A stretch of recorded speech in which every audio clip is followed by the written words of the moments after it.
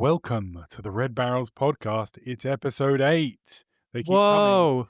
Yeah, I know. I couldn't Wow. believe it either. I had to double check that. 8. 8. 8. 8. Well, we did it. It is episode 8. I've confirmed it. How do we we keep just getting check away again? with this? Yes, my notes say it's episode 8. So they can't be wrong.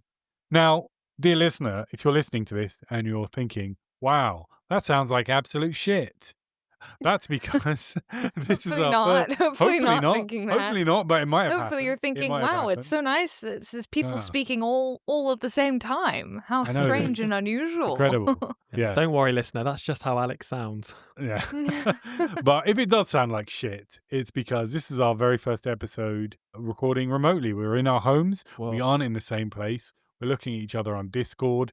That's the way of the future. We're bringing back that pandemic chic. We're living the life. Yeah, we've been notified by the CPC that there's another COVID pandemic incoming, so we're just preparing for it. Yeah. Get Shout out, ready, guys, thanks. baby. Just get ready.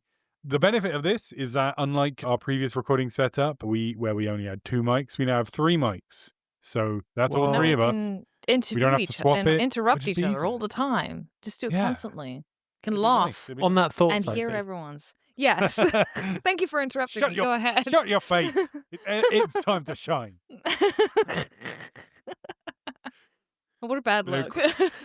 Well, he's the bad boy of the Red Barrels podcast. That's a bad boy. He doesn't So, care if he yeah, looks like a misogynist, you know? Plays He's by gonna he plays by interrupt his own women rules. left, right, and center. Doesn't care. Famously. Yeah, that's right. But we previously have been recording with Mayday Studios, and don't worry, we will be sure to return. They're still good people. There has not been a big factional falling out with us. Not yet. We love them. As far Yeah. as we know, they love us. Maybe we're wrong. But we're in good terms with them, and I'm sure we will be returning. But especially going forward, at some point we're going to do this at home. And, we'd like to have guests and so on, and that's going to be a lot easier remotely as well. So hopefully this sounds okay, and we haven't completely binned this episode because it's of how bad it sounds. But that stuff out of the way, we're going to talk about the games we've been playing. And first up, I think it's going to be Ed, the Oh. bad boy of the Red Barrels podcast. What's he been playing? What have I been playing? Well, Alex, thanks for asking. I noticed you didn't ask What me, have you been Sophie. What have you been playing? I've been Wow, playing. the I'm used to friction waiting comes my out. turn. I'm so Yeah. sorry. I'm used to waiting because Ed's getting ready for his anti-woke podcast. I've been playing Demon Souls. What? Nice. Oh my goodness. Well, specifically, Mm. I've been playing the remake from 2020. It's basically impossible to play the original, so it seems inevitable. In many ways, yes. So Demon Souls is an action RPG originally developed by From Software in 2009 for the PlayStation 3 and then remade by Bluepoint Games, and it was a launch title for the PlayStation 5, and that's the one that I played.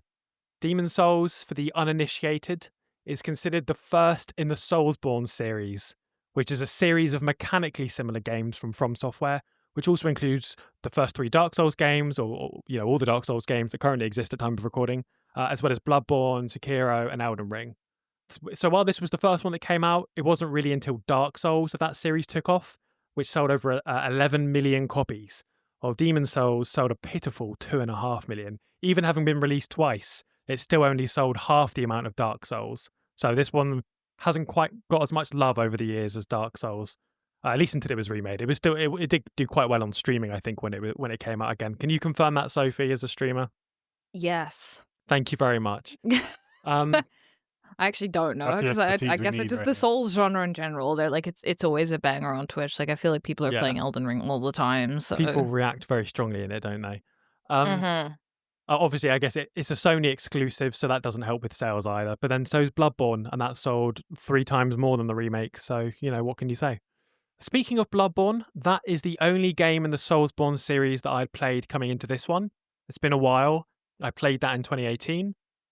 Also in 2019, a roommate of mine played like maybe the first third or so of Dark Souls, and I was sort of sat there watching quite a lot of that. So that's my experience of this series coming into it. So I've sort of touched on the story of the game to some extent because it's told quite mysteriously, Yes. which is quite compelling, but it's very difficult to sort of summarize what happened. I can't really tell you what the lore was or anything like that. It's something to do with there are demons and they've got souls. Need I Huh. say more?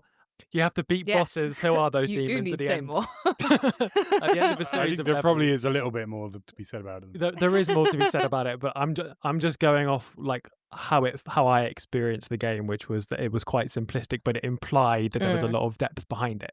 So I'll level with you. I've not gone on the wiki to get all the deets of what the lore was, but the experience of Please. playing it was more or less there are a series of demons at the end of a number of levels. You're based out of a hub world called the Nexus, which as the game goes on becomes increasingly populated with NPCs that you've met in those levels. Initially, there's only one character in there, I think, or at least the main character in there is called the Maiden, and she kind of guides you through the story, and you have to speak to her to level up. Other NPCs that turn up in the sort of hub area can sell you like spells, weapons. They can repair your items, or they can even store items for you, which, as I understand, is an addition in the remake that stuff automatically gets sent there if your inventory is full. The inventory management isn't too big of a thing in this game, so I'm just letting you know that now because that can stress a lot of people out. I've played a lot of games which have been ruined by bad inventory management. So from the hub world, you ascend a flight of stairs to a series of statues, and each one of those allows you to teleport to a new world or a new sort of stage. There are 5 of them. They're called the Boletarian Palace, which has you approach and enter a massive palace. There's one called Stonefang Tunnel, which has sort of got an underground section and you enter through a mine. There's the Tower of Latria, which as you go through a sort of dark magic prison and then you make your way up the tower. There's the Shrine of Storms, which is like this dark, rainy island that you've got to get to the heart of, as well as fighting off flying creatures like round the coastline. And then finally, there's the Valley of Defilement, which is a lovely name, and the level is equally lovely. It's a deep pit full of poisonous swamps that you must descend. I think that's actually located in Middlesbrough. I'd like to apologise to our Middlesbrough listeners for that very insensitive joke. I don't. I lived We're there sorry. for years. Okay. We're not Oh. sorry. We're not sorry then. We're not sorry. We mean every each- word. Which has been cancelled by Middlesbroughsians. Middle I assume that's correct. So each world is split into a series of stages, with each stage culminating in a boss fight. Not a bus fight. That would be a very different game. You can tackle Beep, them beep. in. Here it comes. Sorry. I'm sorry that I made a mistake. You, you can tackle the levels in a variety of different orders. For instance, I did the first couple of stages in World 1, and then I did the first stage of each of the other worlds. And in total, there are 16 sort of levels in the game. Each world has got quite a similar tone, like broadly speaking. Like they're all sort of dark, mysterious, slightly unsettling, a little creepy. Each world makes it very clear that you're not welcome here and that you're somewhere that you don't quite understand and you don't really belong here. Everything's quite hostile to you. But even though there's that tone in all of the worlds, like that aside, each of the world is sort of distinct enough that it stands apart. They each stand apart in my head as like different enough that it's certainly varied enough to sort of keep you engaged. You don't feel like you're in the same bit over and over and over again, as was my complaint with the very similar game Death Horizon Reloaded. Yeah, people always Always bring those confusing two those games up two. together. Yeah, Yeah. I get them Um, mixed up. I can't tell them apart. So yeah, there's this kind of gloominess everywhere, but it still feels quite varied. So just to make it really explicit, what you do is you choose a world from the Nexus, you then select a stage within that world, and then you're dropped into that stage with very little further direction. Your ultimate goal is to find the boss of that stage and kill them. So the first thing you'll be doing, you're just sort of exploring the stage. There's kind of normally a way that it more or less funnels you, but it's not holding your hand. It's not like pointing you in one direction. And while the level does sort of relatively organically funnel you in the right direction, it never really feels like it's doing that. It's quite good at doing that. So you're exploring the stage and you're fighting the wide variety of quite horrible enemies that will stand between you and the boss. Or let's be honest, when you die, you'll respawn back at the start of the stage every single time. So you'll be seeing that first section of the stage quite a lot in your playthrough, I would imagine. However, certain actions can persist. So it's quite common in the game for there to be a shortcut in each stage that can unlock as you get into it. So that could be like maybe you've activated a lift that's quite close to your starting point that returns you deeper into the stage, or maybe a door that you unlock or something like that, a ladder you throw down.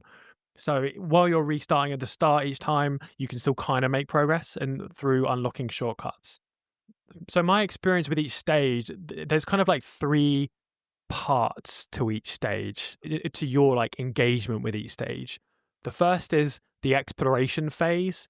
The next is the perfection phase, and then there's what I'm going to call the annihilation phase because it's conceptually it like sounds good, but basically the boss phase. Catchy. Did you workshop that? Did Exploration, you workshop perfection, that? annihilation. Yeah, I got all the boys in the lab That on does that sound one. good, actually. Yeah. Like so much. So yeah, the exploration stage is when you're first in the area. You're trying to find the boss room. You'll explore like I've described. You might find some hidden items. You'll find various enemies, and you'll be slowly progressing towards the boss room. But because you start back at the beginning when you die, once you've discovered the boss room, you move on to the perfection phase, which is when you're slowly perfecting your route back to the boss. This could involve opening up the shortcuts, like I mentioned, but it's also about working out the most direct route to the boss. It's working out which enemies you actually need to kill and which enemies you can dodge. The most efficient ways of doing that, maybe like it's as detailed as like there's a specific spot that you can stand on where you will reliably dodge a certain enemy and things like that, or where you can sort of bait out a single enemy, things like that. So this was sort of in many ways like the core of the game for me is like gradually learning the enemy patterns and placements so I can almost like by the end like dance my way to a boss room. You're avoiding all the attacks, like learning all the timing and stuff like that, putting myself in a position to bait people out. And that's kind of a key source of the game's satisfaction, as well as obviously the frustration of having to do the same bit over and over again. There's like a nice tension between the two. Whether or not you're going to enjoy the game basically depends on which side of that dialectic, if you will, and I know you will, you fall on. And then finally, there's the annihilation phase, which is obviously the boss phase itself, learning its patterns and its strategies and so on. Of course, you can beat a boss on the very first time that you face it, and then you don't need to do the perfection stage. But, you know, that's not super common. So, yeah, if you know anything about the Soulsborne games, then you probably know that they've got a reputation for being like fucking difficult. Like, that's sort of the main thing about these games. This is primarily achieved by having your actions take quite a long time to complete. While in some games, your character performs actions as soon as you hit the button, in these games, you have to watch your character complete the entire animation that you've just triggered off before you can do anything else. So this means every decision you make is like quite a big commitment. You're locked in for a little while when you press a button, and you're sort of sitting there watching while you see the horrible mistake you've made unfurl on the screen and you die horribly. When I'm saying it's a long time, I mean a long time relative to this kind of game. I mean, still the actions are going to take a second or less. Like it's not a long time, but it feels like a long time when you're watching your character die as a result of your terrible, terrible mistakes. So the actions are also consequential because you've got three resources that you're sort of managing at any given point, which is your health, your mana, and your stamina. At the start of the game, your health and your mana can only be regenerated through consuming items that gives you health or mana back. And your stamina regens quite quickly, so it's never really too much of a concern in my experience of playing it. It only stops you doing like a lot of actions in really quick succession, but you're never waiting around for your stamina to restore. As the game goes on, you do find items that help you regenerate health and mana, although they only do that very slowly, so you're still probably going to be using items quite a bit.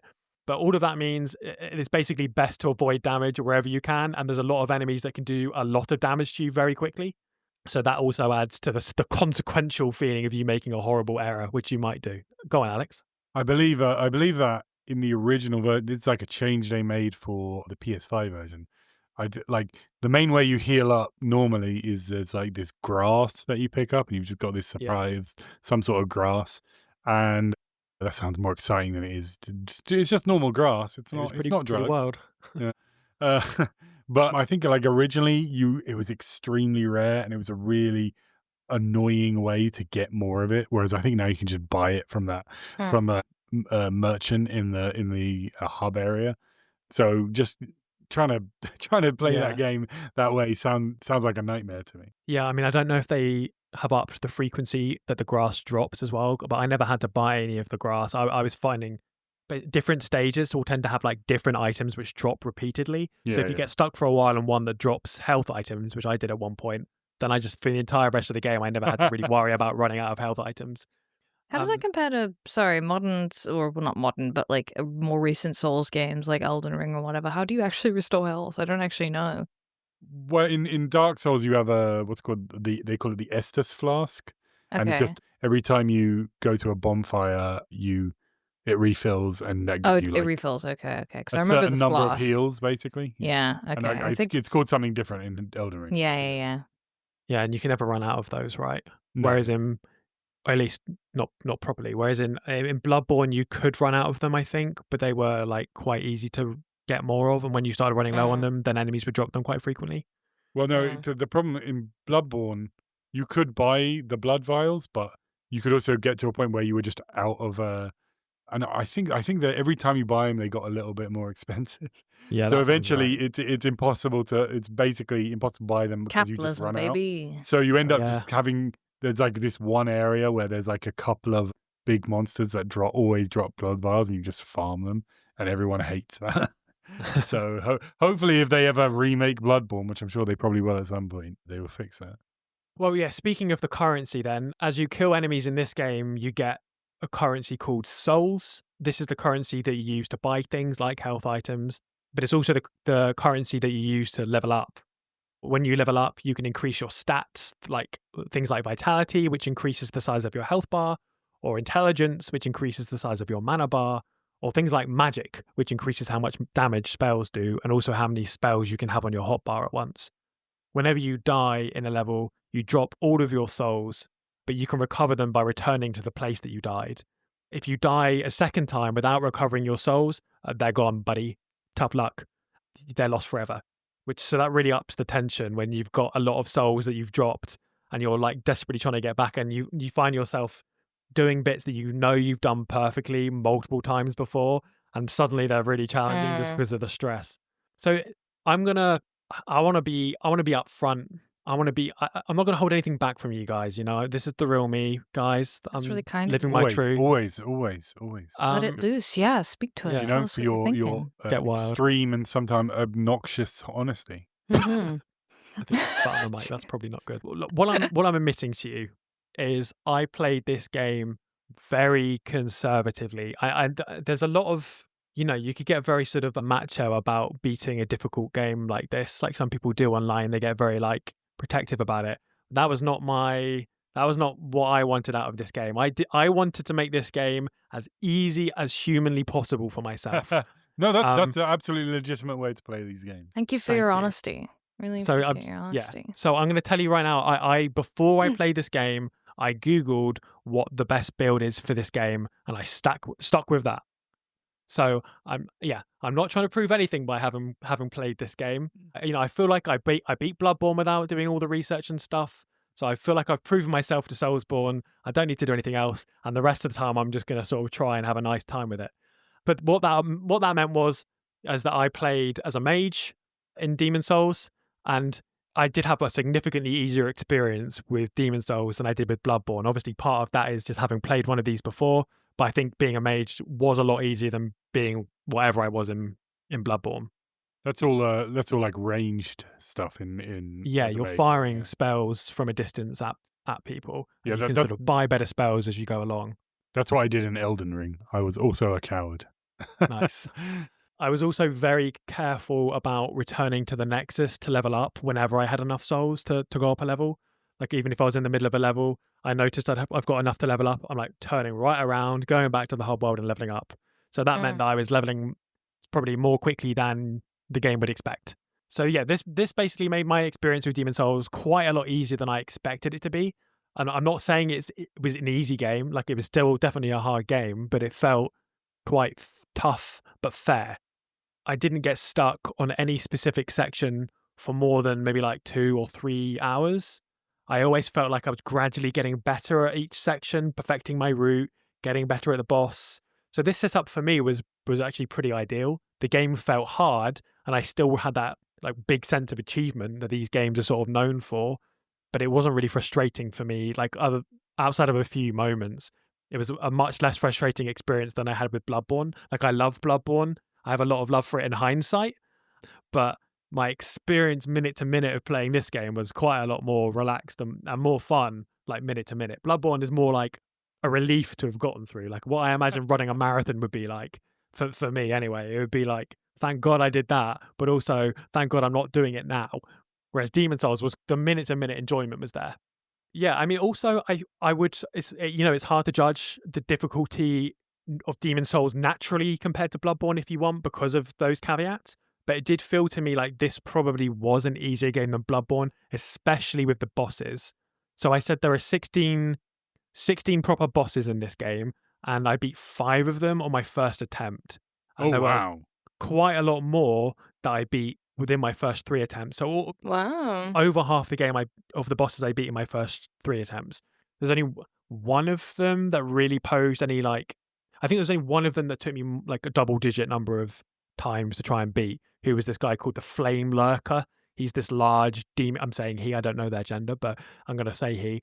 A large fire demon creature that reminded me a bit of the Balrog. How dare you misgender the Flame Lurker? I don't want I to. mean, I don't that's want to just anger the disrespectful. law. The law See, stands out there. this is the anti-woke podcast starting right now, isn't it? From it, Mhm. we all know Mhm. this is his wider plan to segue. Everyone knows you start off as a leftist, and then you put out your tweet about how the left left you behind, and then you go join go join You're hearing the left leave me behind Daily at this very Wire. minute.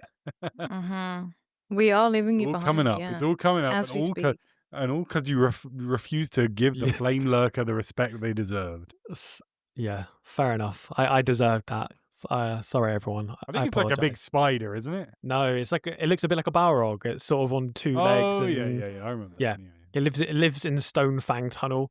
So yeah, that's the only one that took me quite a number of times. But it also to compensate for that had like a very easy route to the Flame Lurker. So that includes the final game, the boss of the entire game, by the way, which I beat on my 3rd attempt. On my Oh, first 2 wow. attempts, it killed me basically instantly. And then at the end of that, I worked out how it was telegraphing its attacks, and so then I beat it on my 3rd attempt. Like, Did you get caught by it has got an attack that grabs you and steals one of your levels? I didn't. No, I didn't get hit with that What? one. Yeah. Yeah, Oh my So you god. yeah. No, uh, I got. It was the one he like charges at you and it swings he swings the oh sword yeah. at you. I know his gender because he's a king, so I can Oh, Hmm. he him.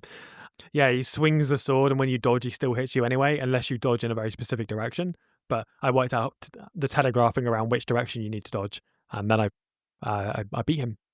So speaking of the final boss, there's not huge amounts of direct plot to think about in the game. Like I said, like at least as was experienced by me, a simple boy, a humble boy, a layman in the series. It's mainly the cool atmosphere and stuff. But there is a very clear, memorable plot point right at the end of the game. So spoilers for the oh, ending oh, for the next, I Cover don't know, your ears, couple of folks. minutes. Yeah, watch out, everyone. tuck the kids up in bed. So, yeah, you're heading towards the final boss. You're ascending the king's tower, and you finally face a boss called Old King Alant, or maybe it's Alant, but Alant sounds better. He was quite demanding, quite flashy boss, and it's quite a climactic battle on the top of this tower. However, after you've beaten this sort of final boss, you're told that you can now go and face the real king. So you've beaten Old King Alant, and now you can face the real king. So you're like, oh wow, that's scary shit right here. Like I've just had quite a, you know, a tete or whatever you say with the old king. Now it's time to face the big gun himself. So you travel to meet him, guided by the maiden, and when you reach him, you find this sort of pitiful, weak old man, the true king. He created this false king that you fought before as a representative of him at his peak, and you have to fight this old king, and you kill him effortlessly. Like he puts up no fight at I all. think it's literally that's- one hit, isn't it? Just like you just hit him I, once, I, he dies. I don't. It wasn't one hit, but he basically Oh, okay. couldn't do any damage to you, so it might as well have been one hit. So, yeah, there's this sort of Wizard of Ozzy, I would say, Wizard of Ozzy adjacent, wicked. There we go. That's for the algorithm or something because Oh, wow. that's relevant. Oh, that's a good one. Something very Wizard of Ozzy about this, like, isn't there? There's like the real power behind the curtain of this like illusion of something big and powerful, but behind it is this sort of weakness of humanity, and that that I like stories like that. That resonates with me. Ed, Would you say that Alex. old King Alant was defying gravity? Alex, I would say that, yes. I I'm thought trying to so. think of I another thought so. song from that show slash Popular, film. and that's all the ones I know. Popular? I'm Yeah. trying to I remember would the riff say that no people sing one from Defying likes the Gravity, so I Wicked could or throw it in something. here, but I don't know it. Don't know it. No one likes no one mourns the Wicked. Oh, That's what okay. I'll say. I didn't actually That's the see it. I just know No the two rest for songs. the wicked either. good point. I've Mm, seen it. It was quite Oh, good. all right. Yeah. I Looks don't too much like like fan musicals. fiction for me. That's my spicy take. We love fan Oh, fiction that's here on this fair. show. Please don't leave if We you do write fan love and fiction. support fan fiction, Good point. yes. Good point. Um, We need the listeners. So yeah, I mean, I like that a lot. It goes well with the sort of creepy mysteriousness of the world not quite seeming how it is. There's this other figure behind it, and it sort of speaks to the idea that the world, the power is sort of an illusion to some extent. That the world is something we make. Very like Game of Appearances Thrones versus feels. reality. That's a high Yeah, yeah, school literature exactly. theme. Yeah. And there's this, if you're reading it with my like disgusting left wing perspective, there's like the idea contained within it somewhere of us naturalizing our sort of social systems as much as we want, but behind it all, Mm. we can.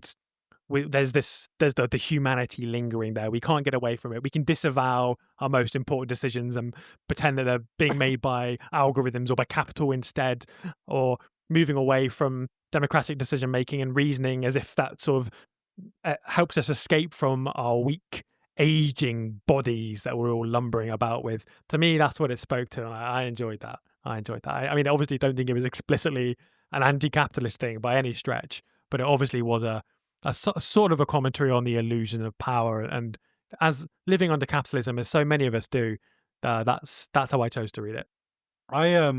I played this game back when the PS5 came out, and from my recollections, I remember the story being not terribly memorable, especially compared to the other Soulsborne games. But Mm. from my memory, it like involved this idea that like the kings and so on had become overly reliant on the demon's souls and had like abused them, and then that caused problems in the past, but then they kept coming back to it. And I got the impression that it was kind of supposed to be like an environmental message, i.e., that the Mm. demon souls are oil or something. Hmm. But I mean, that's a dim recollection.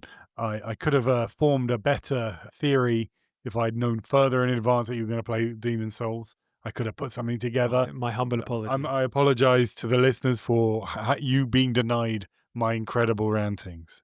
Maybe another episode. Maybe. I have one day, I mean, again, yet another partial reason why I started this podcast was to publicize my incredibly elaborate and good, and I believe very accurate theory about what Elden Ring means. I've got a Wow. whole theory. I could talk for like 20 minutes. Sophie is literally wiping the sleep out of her eyes. She's so engaged with that. No. She's No, buzzing to hear your take. it's She will interesting be. because She I guess will like be. I will listen. No, I think like I guess I've heard from most people. I've never really played any Souls games to any meaningful capacity. I played a little bit of Elden Ring when I first got my new PC, and I've been meaning to get back into it but haven't. I've watched a lot of other people play it because a lot of my friends on Twitch play Elden Ring and like Souls-like games a lot. So I've watched people play it a lot. And I guess when I was preparing to do my playthrough, I watched a bunch of lore videos to try and understand the plot because people are like, you're not going to get the plot from like the video game. It's like quite, Yeah. what's the word, impenetrable. Yeah. So, Yeah. which I think is an interesting choice. And I remember I guess in Elden Ring, I remember there being a very particular theme. I guess, and it feels like maybe that's quite common throughout these sort of Souls games is, yeah, this idea of like, should you be murdering all the people that you're murdering? Maybe this kind of undertone of like, should you not be questioning the things that you're doing? Obviously, you have to do these things to progress the plot. But to a certain extent, some of these enemies seem a little bit ambiguous in terms of their power relation to you, I suppose.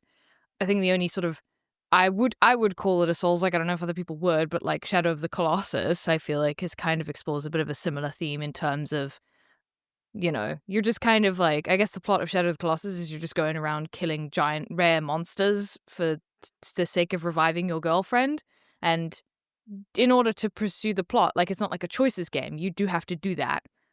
But at the end of the game, it does kind of say, well, look at all these corpses and what has it got you, you know? Yeah. Mm. Well, Why did you do that? So, the Souls games, all these games we're talking about, were directed by Hidetaki Miyazaki, and he has been like very clear that he has taken games like Shadow of the Colossus as a direct inspiration. of course, yeah. Those games which are you made can by tell, yeah. yeah, those games were made by Fumito Ueda, Eco, Shadow of the Colossus, and then later The Last Guardian, which were games we should probably talk about in depth at some point, probably. But like, yeah, definitely they're very similar in kind of tone and style, very Mm. kind of bleak, very austere in style. Mm. And I think it's really interesting. Yeah, my experience with the Soulsborne games was I played Bloodborne when it came out, and that was the first one I played. And I did finish that. I didn't get the secret proper ending because it's just stupid to get how to get that. And you basically have to have read all incredible details on how to do stuff well before you've done it. But I did finish it. I beat all the hard bosses and everything. So I'm a real gamer. You can't take that away from me. I went back and tried playing Dark Souls a while later, and I got maybe 2/3 through it, and I just gave up. I just couldn't be bothered with it anymore. I just got frustrated and annoyed. And then Demon Souls, I did finish. You're right. It's actually one of the easier ones. I was surprised that I didn't have as much trouble with that. And I think there's one I'm I've missing. heard isn't it? Sekiro is really difficult. Yeah, I've never I've played heard that. that's the most Yeah. difficult one, yeah. I'm sort of roughly planning to play them in release order as is my want, as is my general vibe. But then So I guess I'll get to them in I 2034. assumed that. I know they're on a spreadsheet list. You know, you have them on a list somewhere. Inevitably. Yeah. I have a very particular fascination with Souls games because I don't think I'll ever play them myself. Because something I wanted to touch on as well is I do think there's a little bit of politics in the way we talk about difficulty in games and the sort of narrative surrounding difficulty in games. And like I myself have never really enjoyed games that are very difficult, to be honest, which is unfortunate because I'm also a woman, and I feel like a lot of people probably see one is caused by the other. Like, oh, you don't like difficult games because you're a woman who plays games. Are you really a gamer, etc., etc.? But yeah, I've never really been super drawn to games. Like, I think the only one I've been attracted to has been historically Elden Ring because it's very beautiful. It's a very attractive game. Yeah. And it seems just like a nice experience apart from the other ones. But the other ones are very grimdark and dark and not very attractive. And, you know, I guess they've never really been particularly interested for me. But I do love hearing people talk about them because they do I feel like the people who really love these games sort of enter a sort of expert level knowledge about these games. There's a sort of fellow Twitch streamer called Razzle Riley, who I love watching and listening, talking about stuff like this. If he's listening, I think he might be because he's a regular listener. Just because it does feel We have like one this of those. we have one. It just feels like this weird sort of expert knowledge, and I love hearing people being like, "Oh yeah, you got to go into this boss by doing this and avoid that particular attack because that will take you like." You know, you got to take like 3 seconds to dodge that, or like you should parry this attack, or you can't dodge that one. I don't know. It's just very interesting to me, but at the same time, I have no interest in it. And part of that is just because of the difficulty curve. Like for me, I think a lot of the RPGs I play, honestly, even play like Cyberpunk, I'm currently playing on easy mode, just because like I play a lot of RPGs, narrative RPGs on easy mode nowadays, just because like I don't really have a lot of time to get stuck on difficulty. And obviously Cyberpunk is not a famously difficult game, but even that I just can't necessarily be bothered to deal with because I do think I'm more interested in the narrative of video games. And I think, yeah, I guess what do you feel? Because you obviously, sorry, I interrupted you, but you were going to say, I guess you said in the beginning something along the lines of like, you made it as easy as possible for you. And obviously there's this narrative about like that kind of takes away from your gamer cred because you made it as easy as possible. But even that kind of feels like a strategy, right? It does feel like a strategy, and maybe not turning the difficulty down, but like literally sort of looking up an ideal build feels like a strategy. And there's this weird, again, misogyny around difficulty in games that's applied to other men and also especially women who play video games, but also just men who play video games where it's like, oh, that's not the correct way to play. Feels very, gatekeepy and not in the spirit of video games to begin with. That being said, obviously these games are designed to be difficult. That is the whole point, is that they are difficult. Yeah, there's just some amorphous thoughts there. But yeah, what do you think? Yeah, I mean, I feel like I've got a few thoughts on that. So I mean, there's been discussion a lot about Soulsborne games and you know controversy about whether they should have an easy mode, which is something they're never Mm. gonna probably Which, like, never I gonna put don't in the think they actual should, to game. be clear. Yeah, I But don't think they yeah, should necessarily. but what my experience of Demon Souls is like, well, they kind of do have an easy mode if you actually want an easy mode for Demon Souls, is you can play the build that's strongest. Mm, Like, so you can make the game easier or harder for yourself, and it's still whichever way you play it, it's still going to be like a hard game on the scale of how hard games are. But you can, there is an adjustment to be made. You've got to do some. You got to look up yeah. outside of the game, which I get that for some people that will cheapen it to some extent, and the purest experience would be to go in completely blind and work it all out for yourself. But as you say, honestly, there's only so many hours in a day, and there's only so many hours in a week or something that I can spend playing video games. So for me, it's about finding the balance of when Mm, it's fun for me to be stuck on something, and when it just ends up being tedious. And for me, I think I found the right level with playing Demon Souls with this particular build. Regarding difficulty discourse, yeah, it gets the discourse on that has been quite toxic in the past, and unfortunately, FromSoft kind of leaned into it a little bit when mm, Dark Souls came out and they put out like a version of it with all the DLC included, and it was called the Mhm. Prepare to Die edition. So there's like, oh You man, this just game's so hard. you just got to get good. Yeah, and that mm, was kind of the vibe. But I think there's been a pretty big pushback against that for Yeah. quite a while. So I think most people realize that. Yeah, you play these games however you want. If you like, yeah. I know someone and he plays these games and he like literally never puts a single point into health. He goes in with the basic health. He wears no He's armor. making his own He challenge with play that. yeah, Yeah. he plays a boss, and if he gets hit once, he quits and restarts. Um, Wow. and that's how he likes to play these Yeah. games.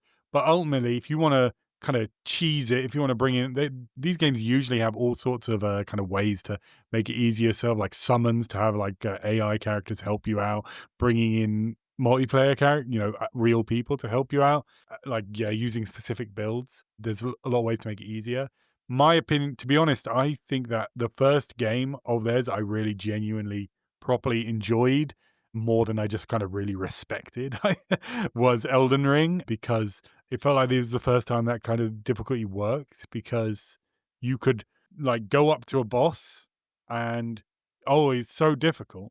And if you did that in Dark Souls, well, you're kind of stuck. You've got to beat this boss to continue. There are other paths, and maybe other paths you Mm, go, and maybe go up to another boss, but you have quite a limited number of those. It's not a open world Yeah. game or anything, but because Elden Ring is an open world game, you can go up to a boss. It like smashes you in one hit. You're like, shit. Well, I guess I'll go look at other stuff, and you go, to some caves and go explore the world and find new things, and in the process, you'll naturally get used to the game and get better at it. And also, you'll level up and you'll find new gear that's more powerful. And then you come back against the boss and it's a lot easier. And so it Mm. really felt like this was the first time that the kind of FromSoft formula worked, at least for me. Yeah, I'm actually really looking forward to playing Elden Rings when I eventually get Yeah, there. in, Because in like I said, in this 2098. Yeah. game, yeah, in 2098. Because yeah, I mean, like I said, in this game, the bosses weren't that difficult, but it was the path getting to the boss was where all the mm, difficulty Yeah, yeah. lie. So I'd be interested to see how that works in an open world game. One that particularly springs to mind, and I feel like anyone who's played Demon Souls, maybe Alex, you can speak to this too. There is one level in particular which is like very brutal with getting to the boss. The boss itself is this huge blind guy called the Old Hero who swings this Oh, yeah, massive yeah. sword around, which in itself was one of the harder fights for me. But you have to like sneak around him and get some hits in, and then move away because he's now heard where you are and he's coming at you. But it was by far the longest boss route, like the route back to the boss in the game of the entire game, and there was mm, no shortcuts, like no major shortcuts anyway, like nothing you could open up. There were some points where you could learn where you could like drop off an edge here and you'd actually get to a lower bit of level without taking any damage, things like that. But so I spent about 30 hours in total playing this game from beginning to end, and about 5 of them were spent perfecting my route back to this boss. So this boss is like this boss run is a sizable percentage of my time spent playing this game.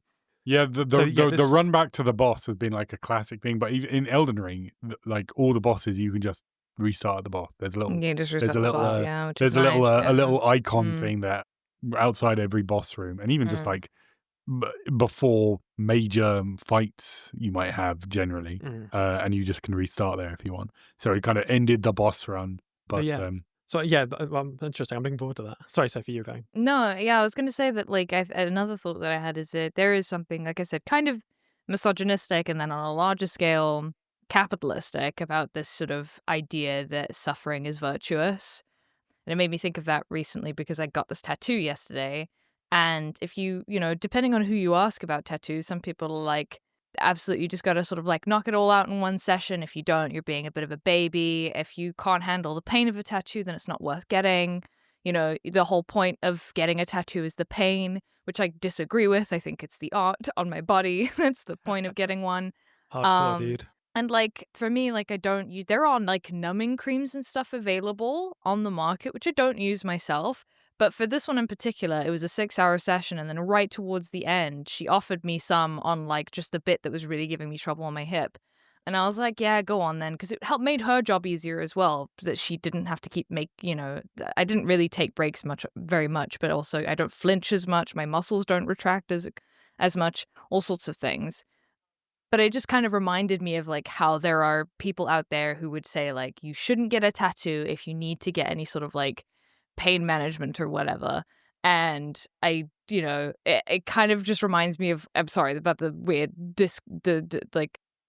detraction, but like I do think that when it comes to video games as well, I feel like there's this I do think it's at its core a quite capitalistic idea to think that there is virtue in suffering, because obviously it's literally just pull yourself up by your bootstraps, that if you haven't suffered to get where you are, then it's not worthwhile. Like, Maybe not if even you, maybe not even capitalist, right? Like yeah, the virtue and suffering thing is making me think of like or maybe it's Christianity, religious. Yeah, Christianity exactly. law. Yeah, Yeah, no, like you're right. Yeah. I it's feel like it's Protestant then work been ethic. That's what absorbed. it Yeah, is. it's Protestant work ethic, which has then been absorbed into yeah. by capitalism to say, well, like if you criticize a billionaire, people will be like, oh, I'm sure he worked really hard to get there. I'm like, I actually don't care.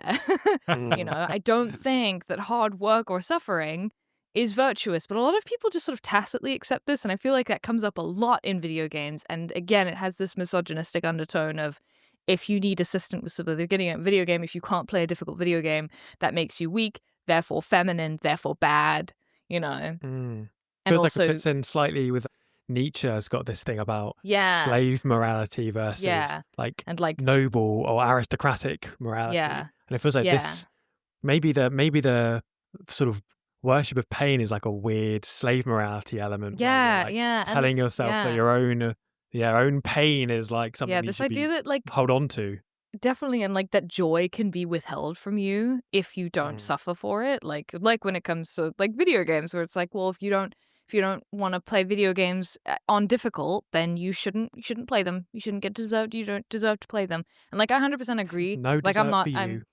I say this because exactly I'm saying this because I think it's interesting about Elden Ring and the Souls games. I have no interest. I have no qualms with the fact that they are difficult. I think it's totally fine that there are games that are made to be difficult, and that's kind of their whole purpose. And I think, Yeah. yeah, maybe it does take away from them to have an easy mode. Like, yeah, maybe if that's the whole point of the game, I should then I'm just not interested in it, and that's okay. Yeah. But I do think it's an I can interesting conversation that comes up. Yeah.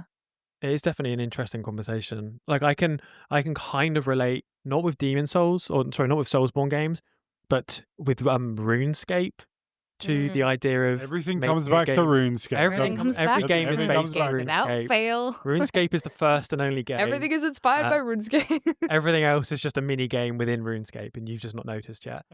Yeah, but there's like a big thing in RuneScape is preserving the challenge of certain things, because it sort of robs the people who have already succeeded at getting those things of the sort of prestige associated with like having certain achievements. If suddenly you make like you release a new method of, let's say, rune crafting, which is one of the most notoriously frustrating skills in the game, if they released a new way of doing that which was super easy, and like, yeah, then everyone who's already grinded out 99 levels worth of rune crafting, suddenly their shiny rune crafting cape doesn't mean as much.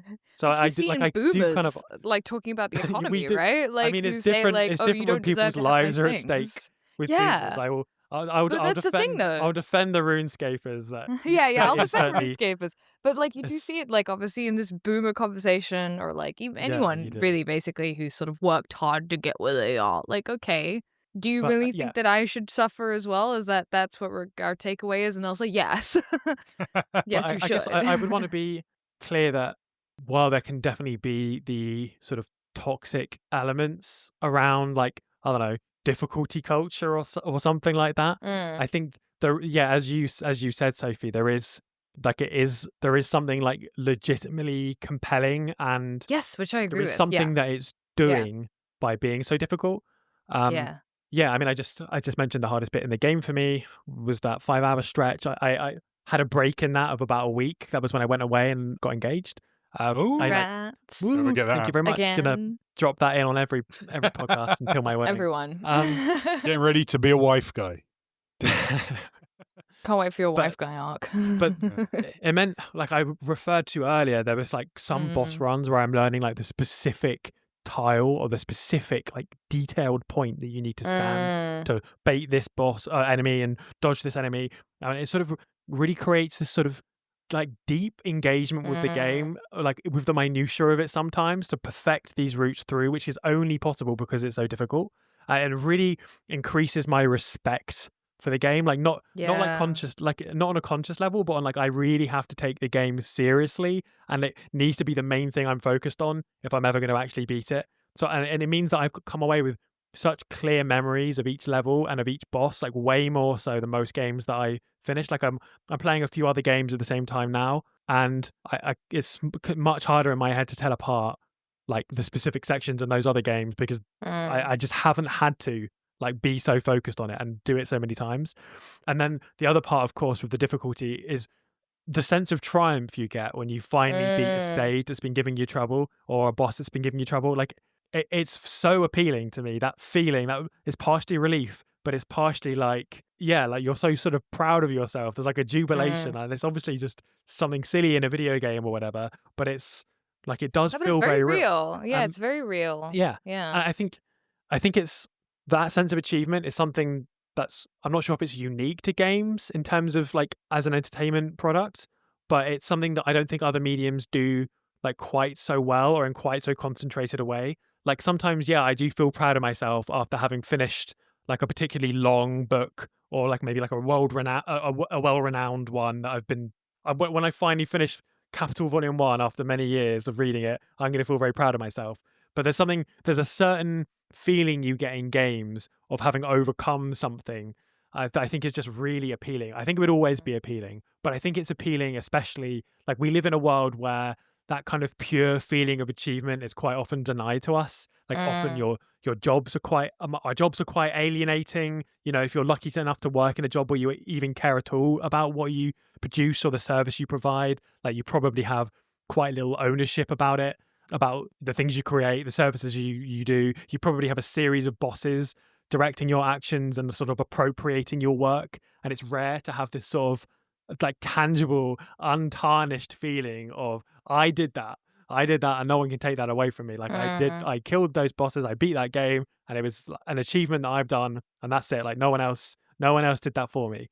And to me, that's like part of the itch that Soulsborne especially, but also some like games more widely are able to scratch. That makes Like a you lot of work, sense. yeah. So I completely The agree. world cannot take your gamer badge away from you. You did it. No, You Mm. did it. leave it with me. Yeah. You did Um, that. so like I don't think this, you know, this kind of game is definitely not for everyone, and you know, I obviously think it's legitimate to play it as easily as you can because that is exactly what I did.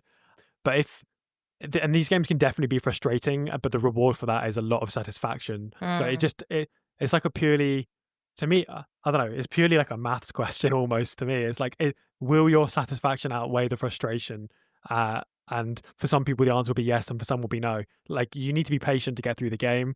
When you're running the same bit for the 20th time, like yeah, you might be thinking this is a waste of my life. But Yeah.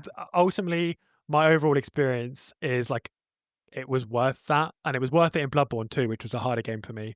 So yeah, you know, it kind of goes without saying that these games speak for themselves reputation wise, but if you want to play a deliberately hard game, these are really good choices for hard games to play because it rarely feels like bullshit. Like sometimes Mm. it feels a bit like it's sort of putting a prank on you sometimes, but like it's not consistently bullshit.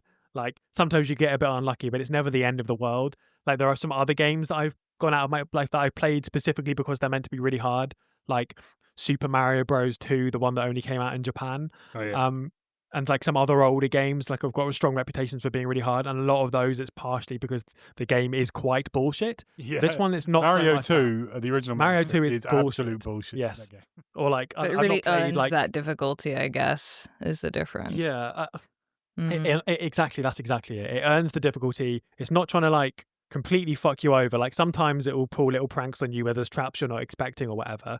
But broadly speaking, like it's a very fair way of playing quite a difficult game. And Mm. I got a very satisfying mix of frustration and like jubilation when I beat bits. So yeah, I would recommend the game if that sounds at all appealing to you.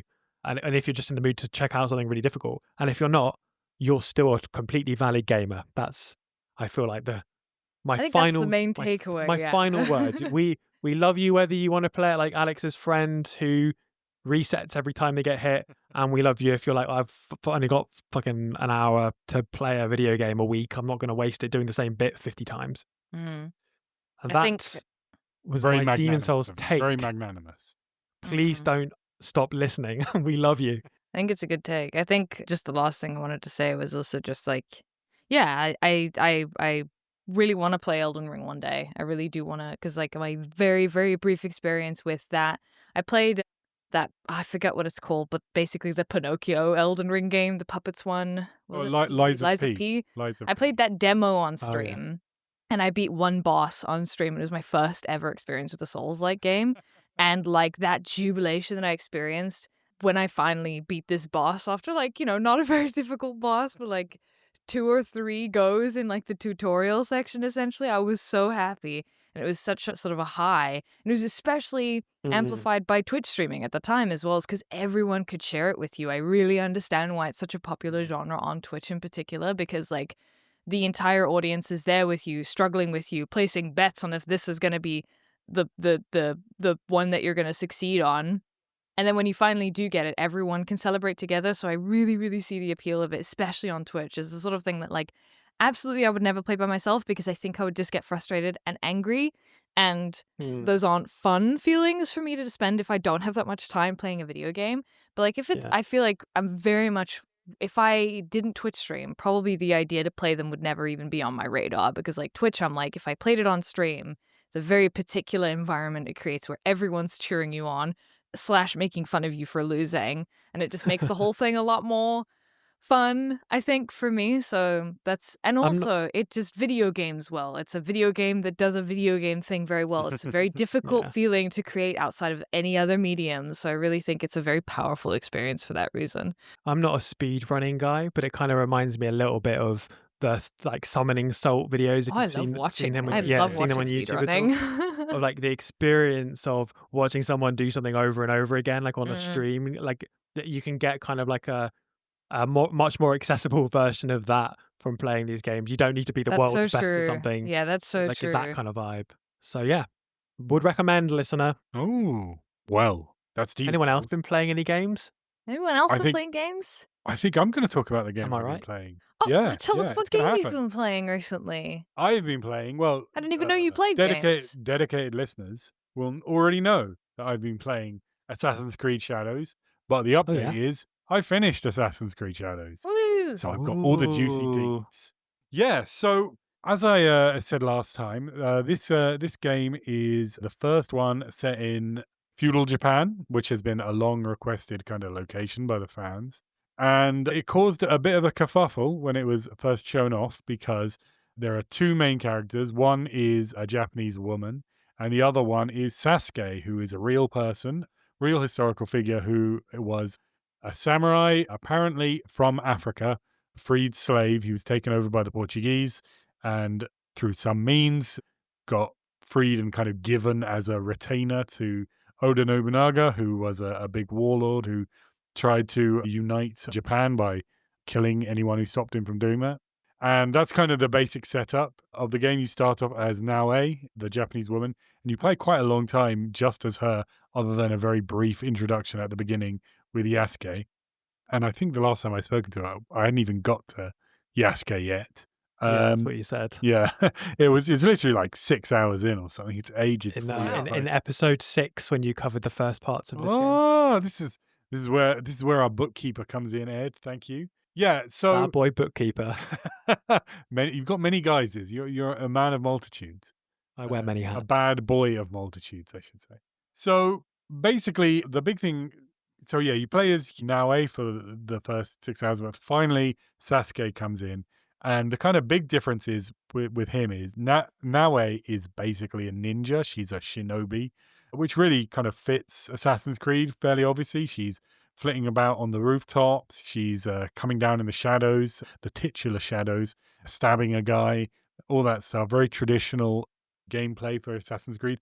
Well, this is a little bit more refined. You can finally go prone on the floor and like crawl around. Wow.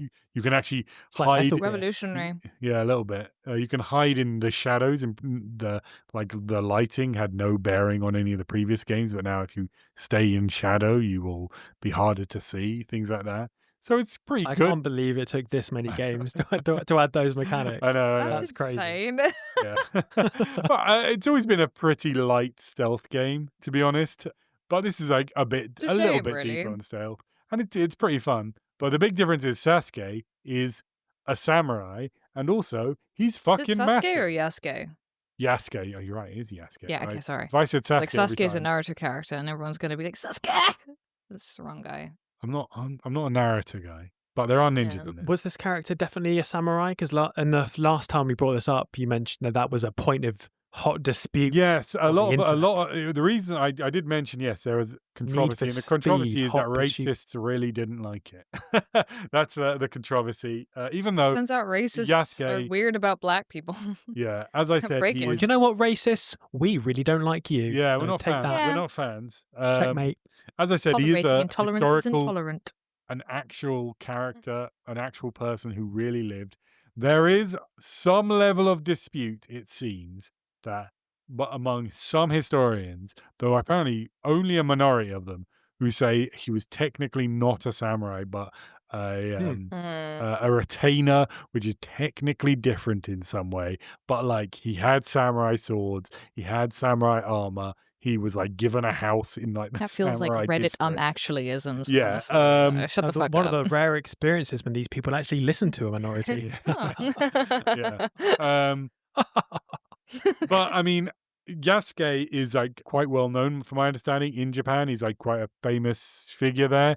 He's turned up in like various like anime and other that true, games. Sofie? Even Yep. you a big Yasuke head? Yep. Love him.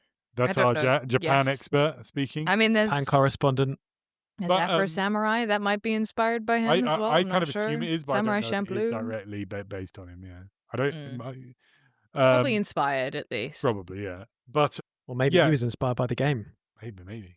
You're right, Or actually. whatever. Yeah. Or the anime. Oh, the The anime, sorry. But yeah, so Yasuke is quite well-known figure in Japan. He's like quite beloved. He's like people like him. Oh wow, the idea of a black samurai is kind of interesting and cool, kind of almost inherently. And they also think that there largely. There was some actual, basically because a bunch of racists made a kerfuffle about it, they kind of then did as they often do, just kind of attack on all levels this game. So they ended up getting some actual controversy in Japan about it, but that was based on historical accuracy and like considerations. Basically, in Japan, you'll have the Torii gates, the famous Torii gates, the big red gates that you'll see all over the place, and those are usually, maybe always, entrances to shrines and temples. And apparently, it was an issue that in the game you can like basically climb up and clamber all over them as you can for everything. You can climb all over everything. It's a big climbing game. That's what you do in Fun Assassin's fact, you're Creed. also not supposed to walk through the middle of them. That's rude. Oh, really? Yeah, I- in Japan, mean- because it's basically the royalty basically, or like people of a very high position would walk through the middle, and everyone else was expected to walk through the sides of the torii gate. So not on like either side, but like through the sides, on either on the left or the right.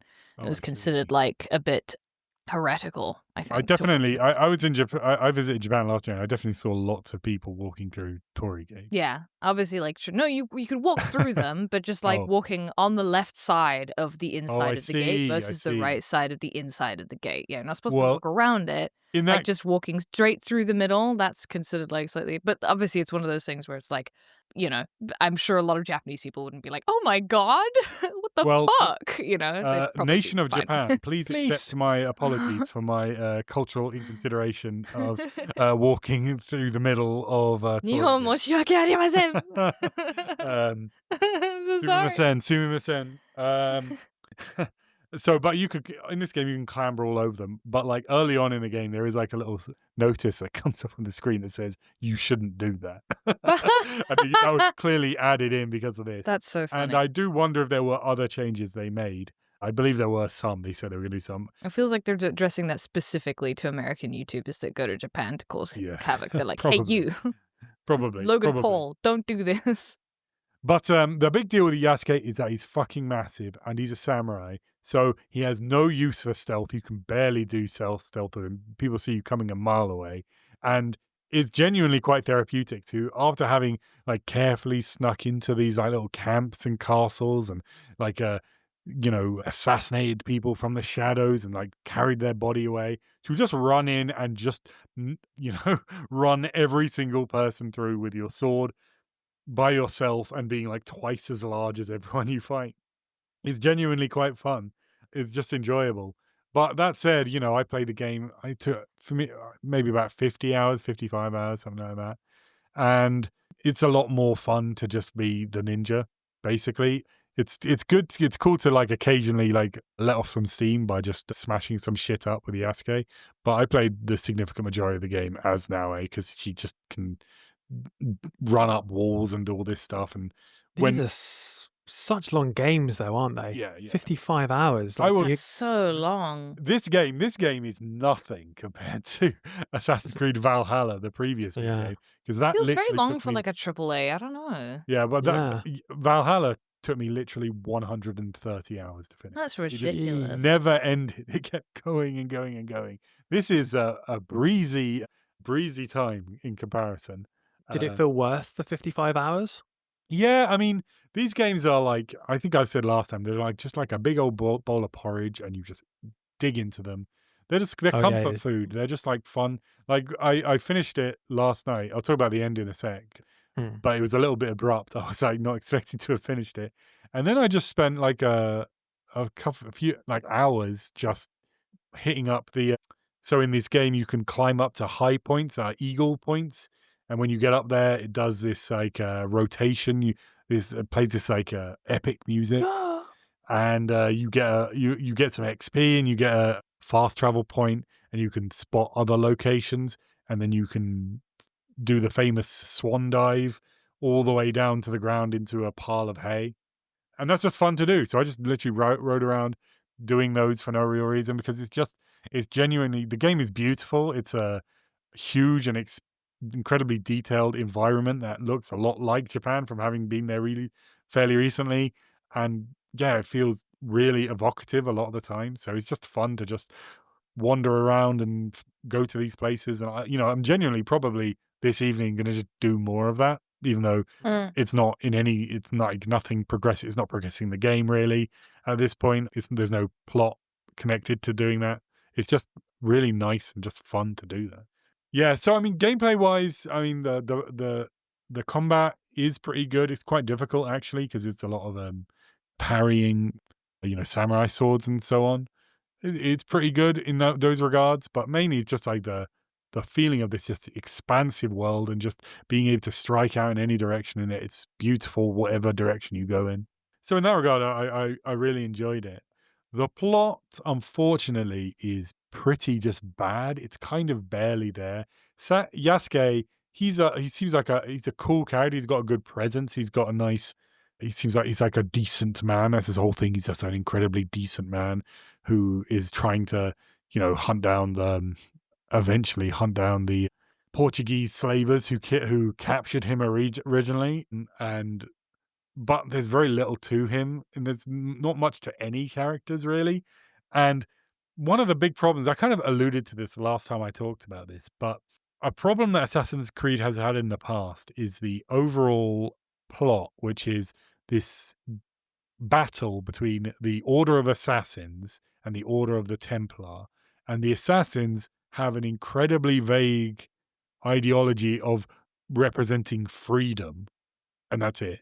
And the Templar have an incredibly vague ideology of representing order, and that's it. And that's like the full amount, which is already pretty thin. But then in this game, it's even thinner than that because you don't even really play as the assassins. Naue, it turns out her father was connected to the assassins, but he dies before you ever find out about any of that. And so she doesn't really know anything about the assassins beyond having been trained to use the emblematic hidden blade and do the swan dive off of a height into haystacks, and then just Lesson 1 and lesson 2 lesson of two, Assassin's training. and then just general ninja shit, right? And she finds out a bit about it as the game goes on, but not even very much. The Templar, the main people you're killing are these like these Japanese lords and various people. You don't know who they are. You have to find out through the story exactly who they are and then track them down and everything. They aren't the Templar.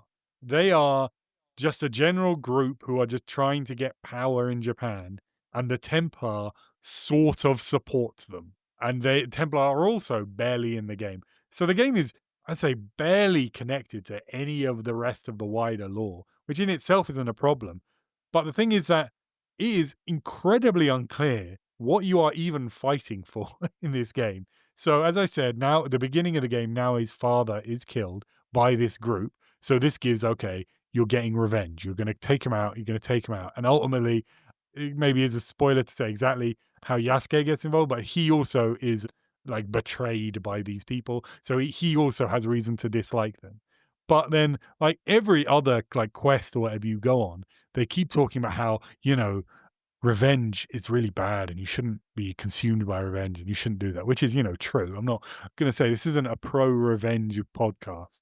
I think I love I don't, revenge. What are you talking we about? didn't have a meeting about this, but I'm going to say we're probably not fully on board Boo, I entirely with love revenge. revenge. It's Okay. 2v1, Well, Alex. well, the It's factions 2v1 and I have love broken out already. revenge. This thing's going to collapse in the next couple episodes. But until then, we'll carry on.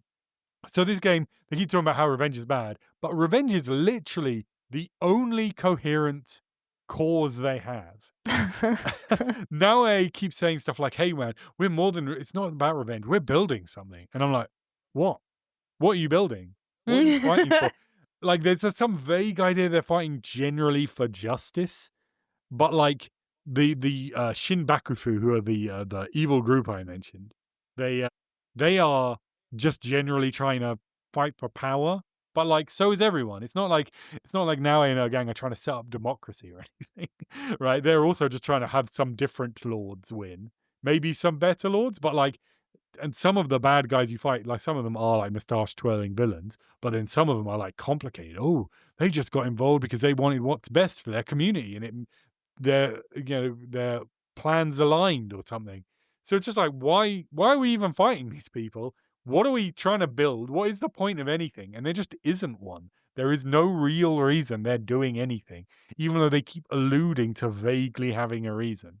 And my theory, my suspicion or wonder is that there was a slightly more ideological reason for them doing this. I doubt it was anything really ideological, but just a little bit of that.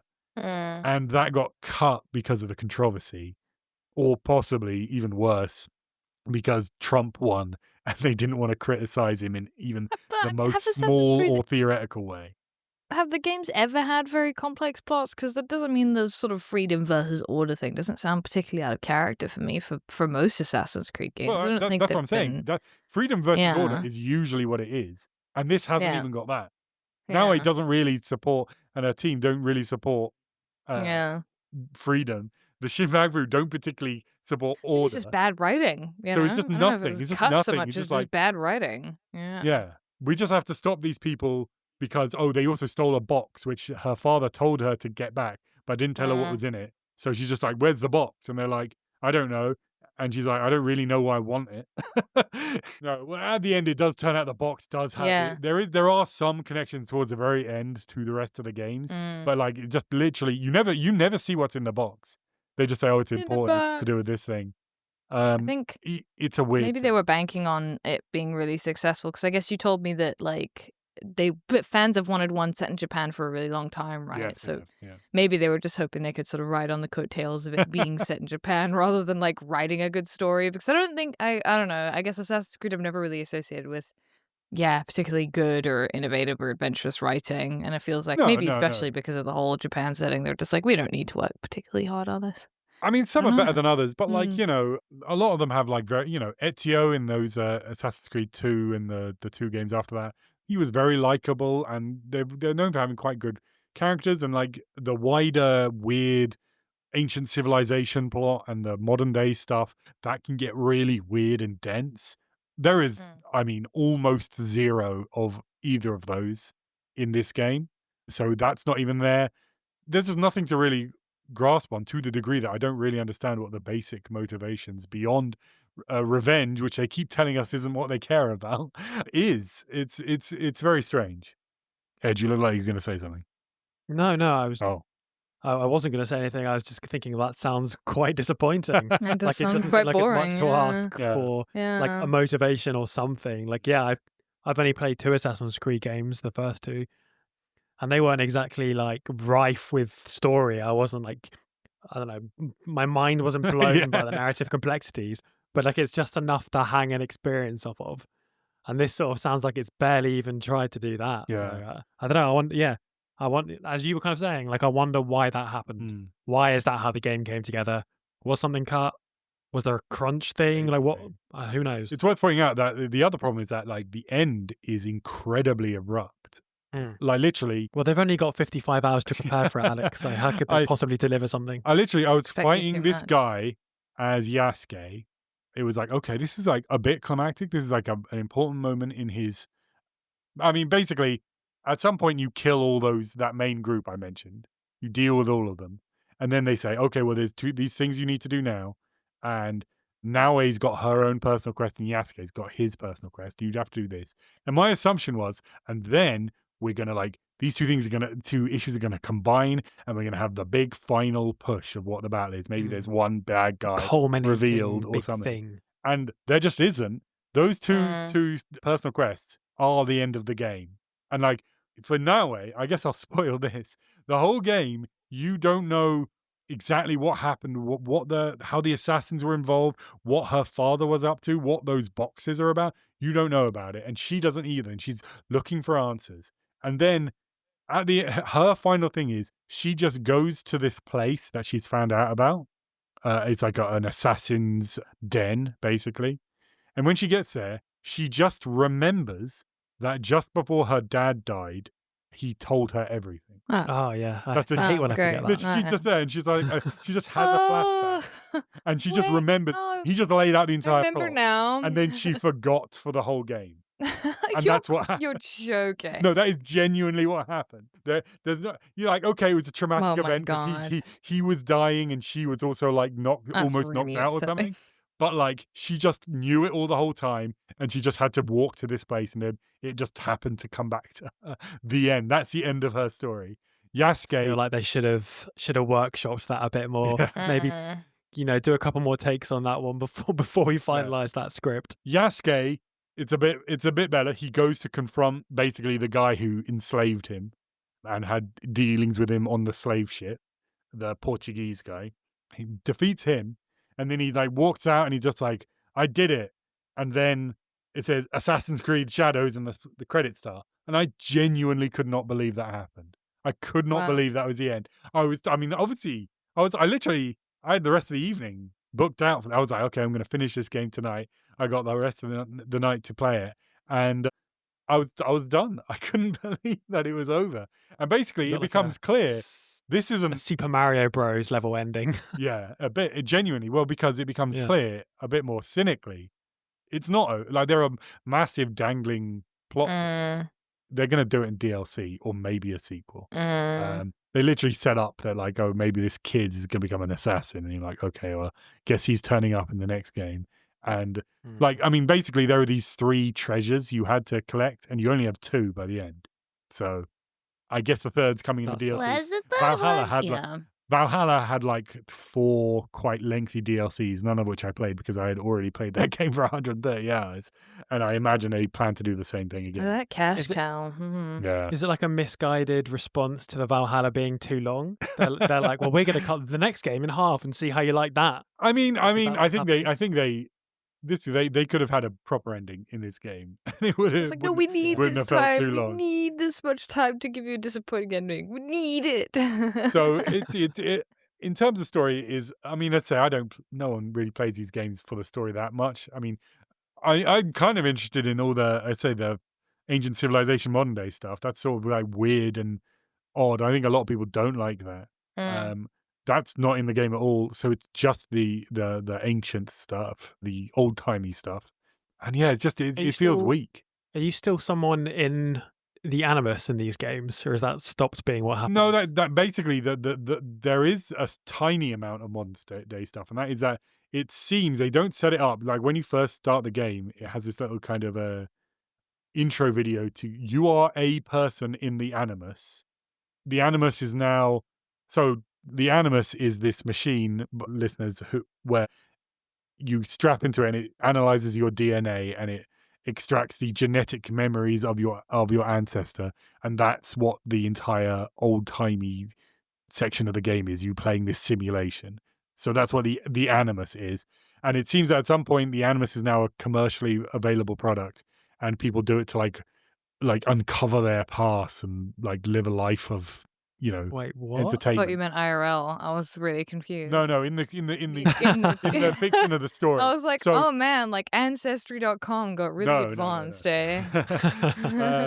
Wait, but the implications of that are wild. Well, Like that would mean that everything that you do in your life can one day be accessed by well, a future ancestor. maybe. That would change the way that you Yeah. do everything, no? Yes, Like that would but fundamentally change your this has relationship to been existing. I would this has maybe been reevaluate my relationship with revenge if I knew that.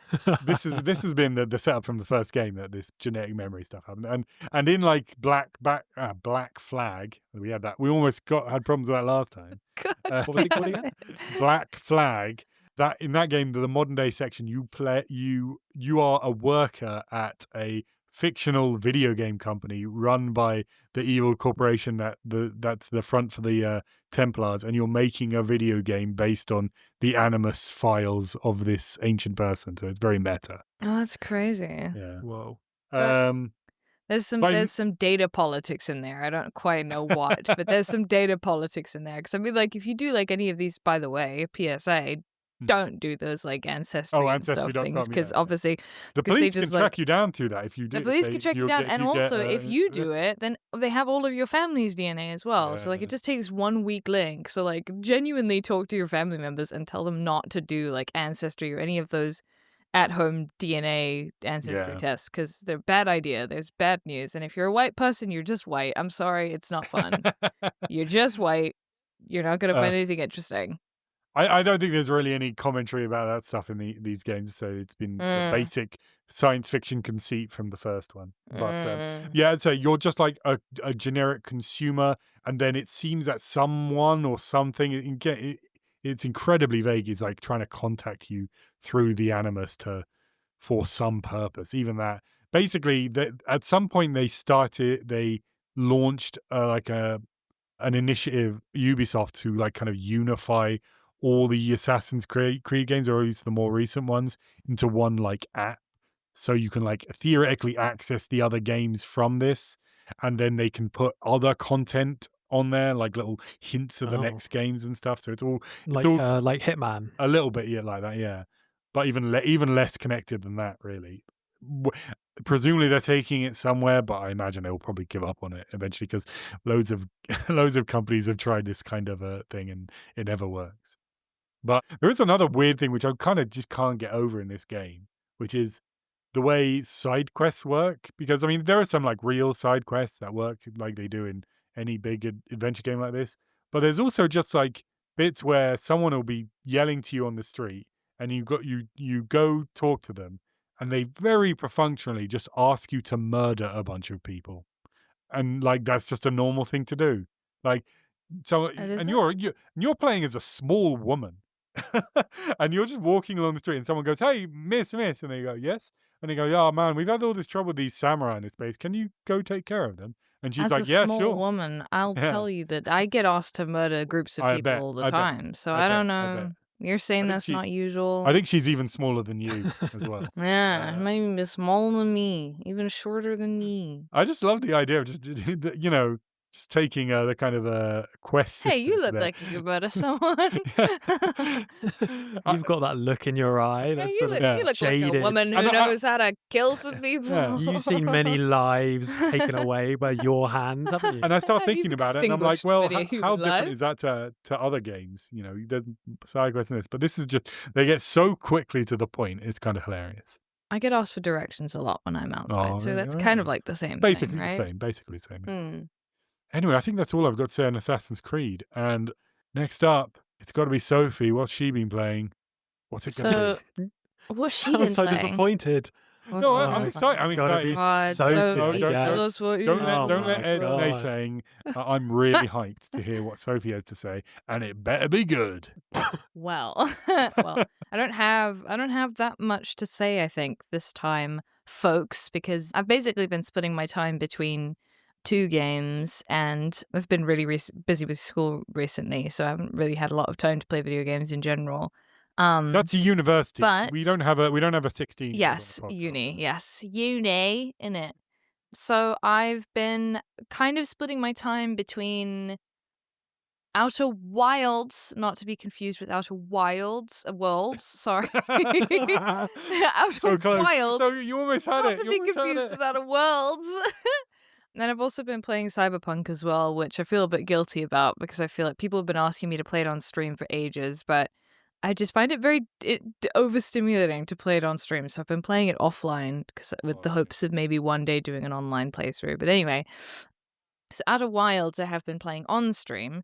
So I could talk a little bit about that. I believe you two have both finished it. Is that correct? Yes, that's right. That is correct, Sophie. I can Yeah. confirm. Yes, thank you so much. So Outer Wilds, not Worlds, Outer Wilds is, have to say basically as little about it as possible, I think, because it's apparently, according to everyone under the sun, including some obnoxious chatters, I'm going to be honest, like obnoxious first time chat. It's been a very interesting game for stream because it's been attracting a very particular kind of chatter, which is very interesting, of like people who just kind of backseat. For those who don't know, backseat gaming is obviously just when you, especially in streaming, is when you tell someone like how to do something very specifically, especially if it's unsolicited advice. So it's been kind of an interesting experience on that end. And basically everyone who's been watching me play this game has emphasized over and over again, it's a game you can only play once, that you can really only experience once. There's a lot of sort of unknowns and revelations that you go through, which also make it quite a good game for streaming because people love to see those reactions to those first time revelations that you have. Basically, as far as I understand from I guess from the very beginning of the game, you are an alien creature who has basically been tasked with exploring the solar system with a little ship that you've been given. And that's kind of all the information you have in the beginning. You're aware that there's been other explorers of the solar system from your little community. You sort of have this little community on a little planet, your home planet, and you're aware that there's been other explorers who have gone on similar sort of voyages in the past and will continue to go on similar voyages in the future, is the implication, as far as I understand it. And you have this sort of like tool that you can use to track signals throughout the solar system, and it usually has it tracks music essentially. So like often what these other explorers in the universe are doing is playing, they usually take an instrument with them on their voyage, and wherever they're set up they can kind of play their instrument, and you can find people by using this little tool to track the sounds of people out in your solar system. It's a beautiful soundtrack. Doesn't really need saying because it is just obnoxiously pretty as immediately as you start the game. It's a very, very beautiful soundtrack. A lot of the instrumentation is just really beautiful. and lovely. And it's very exhilarating to sort of use your scanner and be like, oh, I can hear someone's music. And especially if it's a new song that you haven't heard before, it's very exciting. So yeah, definitely a game that sort of really utilizes this feeling of discovery. It's a good game in that way. It maybe could be other art forms, but I do think as a game, it kind of really utilizes the fact that you have to do a lot of things through trial and error. So you are going to be dying a lot in this game.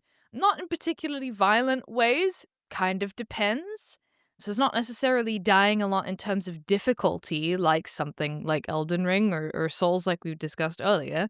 It's more just sort of trial and error, and you're kind of working out how both the world works, the universe works, the solar systems, and also individual planets that you visit, kind of working them out as you go. And you're undoubtedly going to make mistakes and die multiple times. And also sometimes you die without having made any mistakes yourself. Trying not to spoil anything. But yeah, so I guess the I goal of... personally also died a lot from the ship mechanics because Oh, I was yeah. very bad at piloting that Oh, yeah, ship. I'm it not is. sure If if that I'm was playing pretty on a difficult. controller, if I were playing on Okay. if I were playing on on my PC, I think I would have I am playing on my PC, but if I played on a keyboard and mouse, I think I would have died much more with the ship mechanics. But the ship mechanics are quite easy to understand on controller. It is kind of a lifeline. I wouldn't. Yeah, so I should maybe have done that's that. where you went wrong. I did see I think it you was. I caught some of your stream, Sophie, and I Yeah. did see you had you couldn't get the autopilot to work for quite a long time, and that Yeah. sounded like a nightmare. And then I did have use that all the a time. chatter who came in, first time chat, who then suggested how to fix it, which we did Yeah. fix it. Basically, it's just a weird thing where you have to like click on the mouse and then it Right. like frees up the control for the controller. Anyway, it seems like the point of the voyages you're going on is that this little community that you live in is trying to find find out more about this solar system that they live in.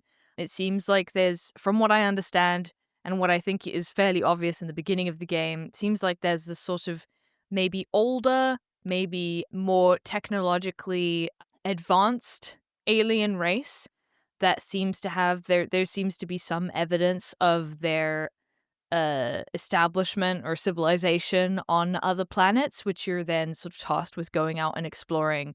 Your home planet has like a little museum with a lot of collected artifacts and like photographs and other sort of evidences of these civilizations in a little museum that's dedicated to this particular race. But you really do kind of go in with very little information, and I think that's intended. Lots of people say it's best to play this game completely blind, and I very much am and continue to be. And I don't want to, mess it up for any of you. I think it's one of those games where it's important to maybe keep it spoiler free, at least until maybe I could talk about it in a bit more detail.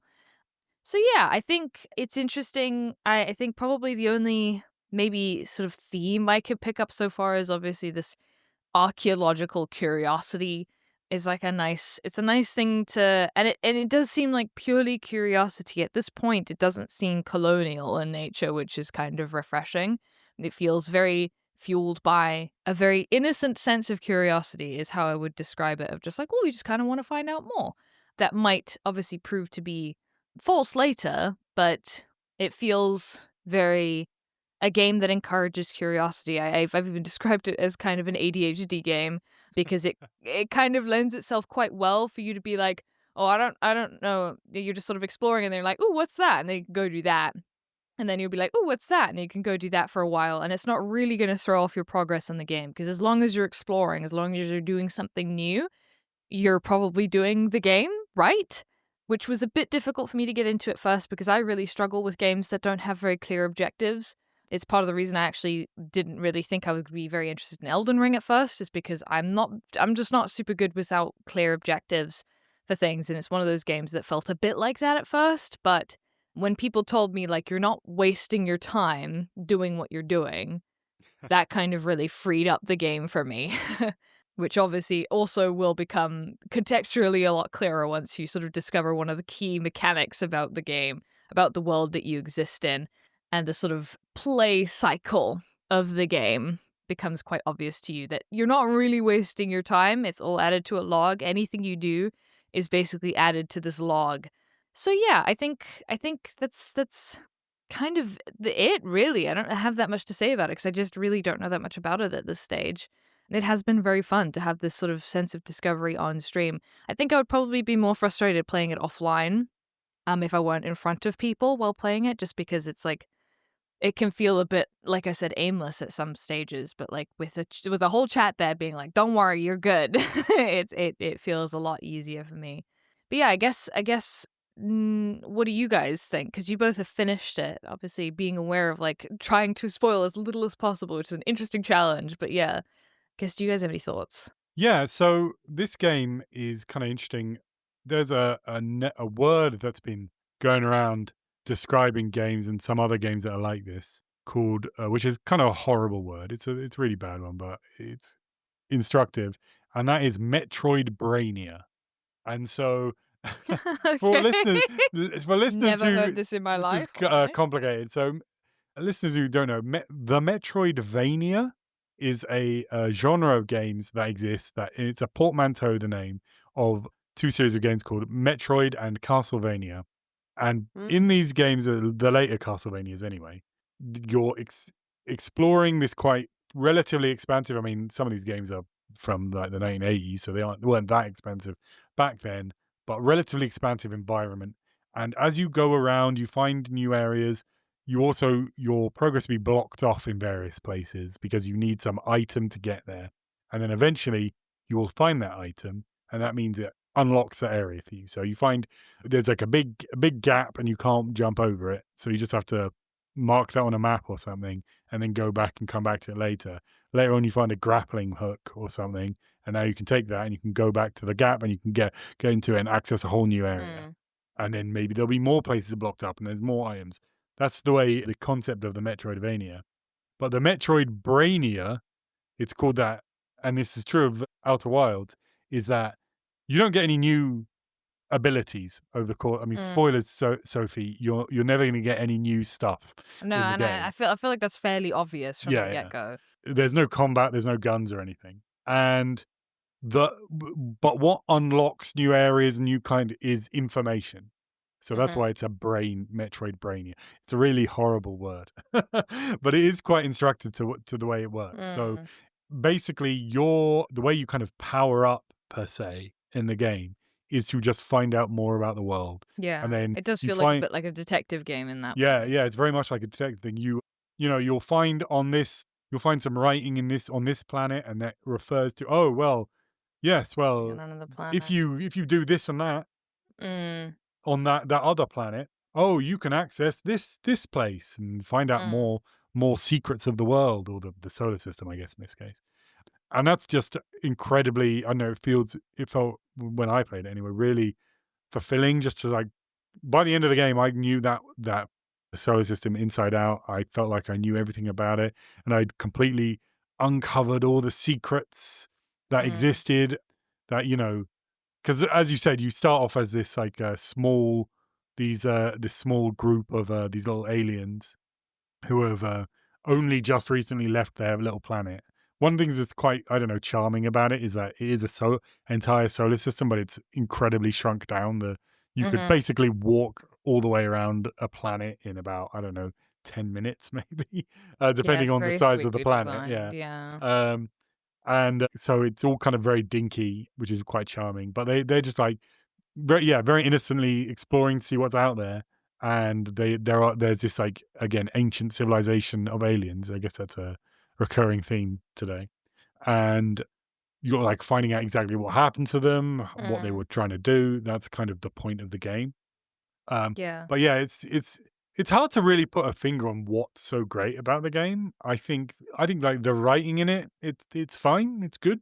It's all right. I've got no complaints about it, but I wasn't like it's not Disco Elysium or anything. I think I graphically, do it's think I was gonna say, like, I guess so far, I think it really just has been that desire to learn more. I mm, feel like I have occasionally thought about the way that games can encourage and discourage players from exploring. And like weirdly enough, for me, Minecraft is a great example of a game that discourages exploration for me because it feels like every time I haven't really played Minecraft that much in my life, and one of the reasons is because it kind of discourages exploration, but that does seem kind of the point for me mm. anyway. Is like it just feels very high stakes to explore. Like you Yeah, yeah, die, yeah. you lose your stuff. It's very easy to get lost. when I played it back in the day, it didn't have a map because I played it when I was like in high school when it first came out. And like it didn't have a map, so it felt very difficult to navigate. I also, again, I just kind of have a hard time with games that don't notate a lot of the information that you discover or a Mm. lot of your objectives and maps and stuff. I really struggle with games like that, to be honest. So, like, Yeah, even this Out of Wilds took some getting used to because I would literally have to write notes, like, on my phone of, like, things I wanted to check out or things I wanted to keep track of because there's no objectives tracker. There really is just this sort of, like, log that you have in your ship, which you can only access by going to your ship, of like the sort of clues that you've checked out and what you know about certain planets and stuff. But it doesn't spoon feed you. And sometimes I do need a bit of spoon feeding. I do find it a bit frustrating sometimes to play without that spoon feeding. But that sense of exploration is really good in Outer Wilds. Like I said, I feel like some games really get it wrong.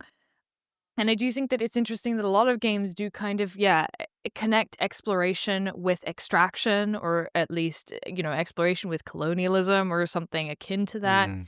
Like if I think of, I remember, well, I guess like No Man's Sky, I've never played it, but I do understand, I guess, that there's like an extraction element in No Man's Sky that you're looking for like resources, I suppose. Yeah. So you have like a motivation to explore other than just curiosity. I think it feels like maybe it would get a bit boring to explore just on the basis of curiosity. But yeah, I just think that drive to know more is really, really well crafted in Outer Wilds, and it feels well written in that way, not in terms of like the plot or anything people say, but just the way it just leaves breadcrumbs all over the place so that you can, but it also makes it very easy and digestible. So like I was thinking while you were saying the fact that they're like these dinky little planets, it makes the planets very easy to explore. You could feasibly explore an entire planet within like an hour or two, compared to like No Man's Sky, which has these vast planets, right, which might take you a really, really long time to walk the sort of scale of. And I do think for me that discourages exploration because it's like, well, what's the point if a lot of the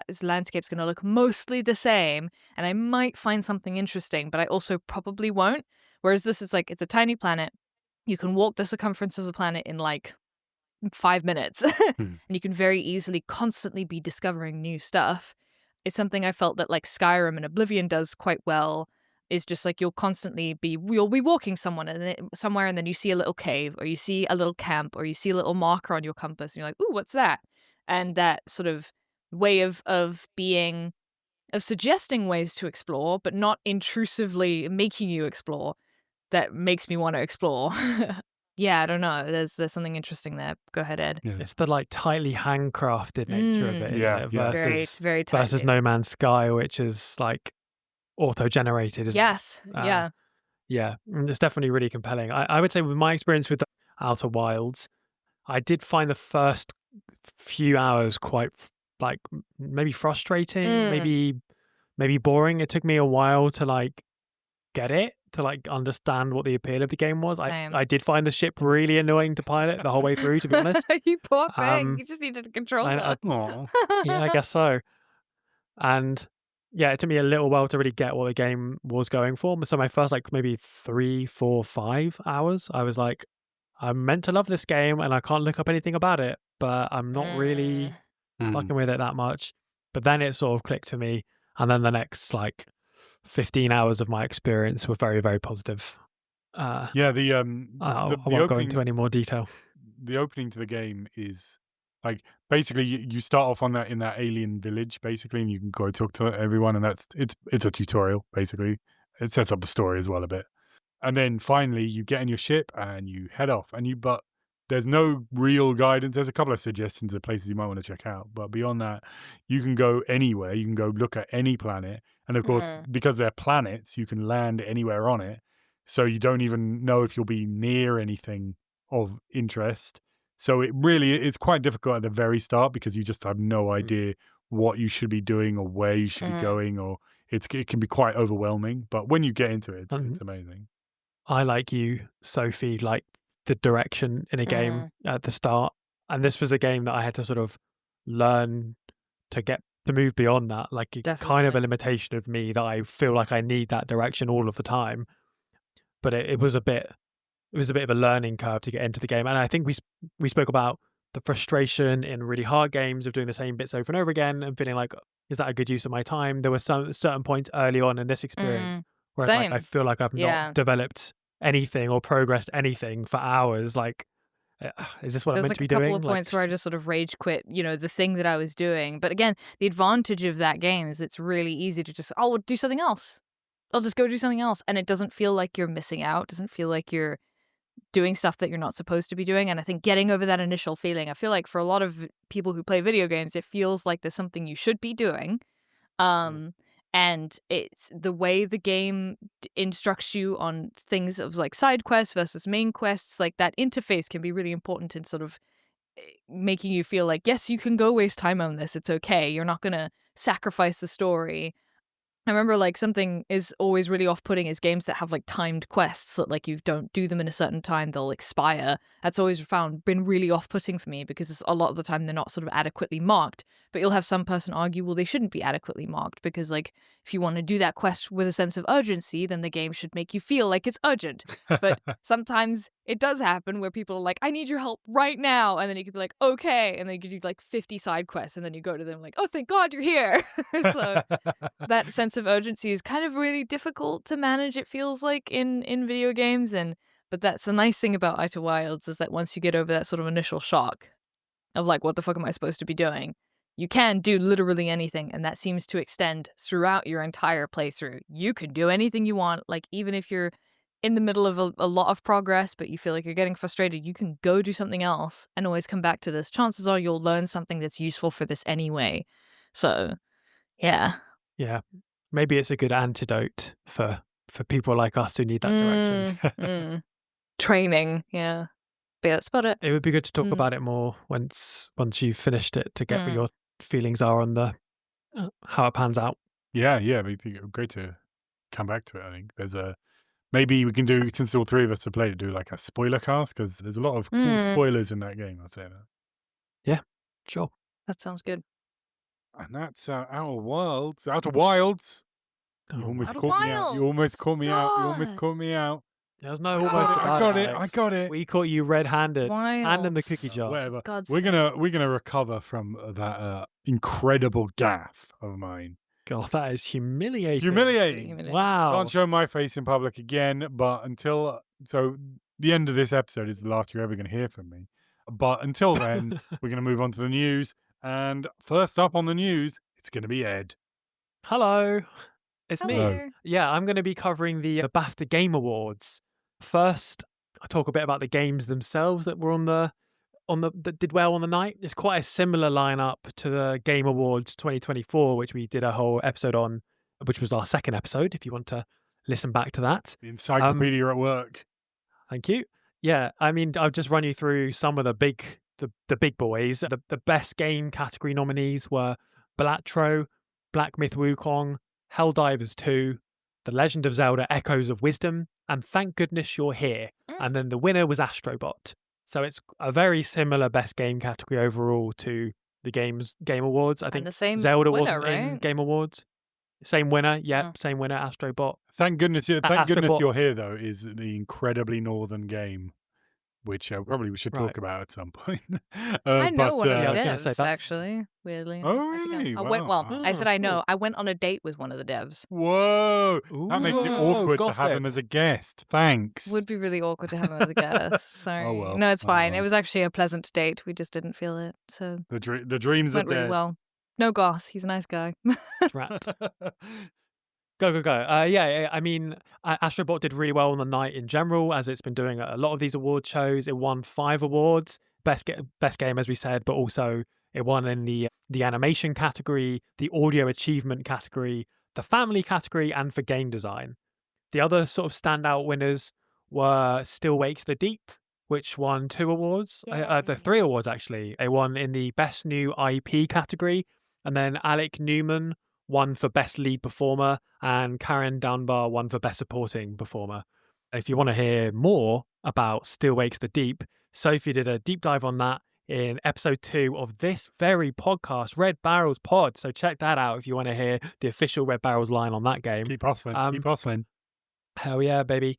Also, Helldivers 2 won 2 awards, which was for music and for in the multiplayer category. I think we have briefly touched on Helldivers 2 in that same episode when we were talking about it when it was nominated for the Game Awards. We talked about it a little bit. Yeah. I think we touched on it a bit, yeah.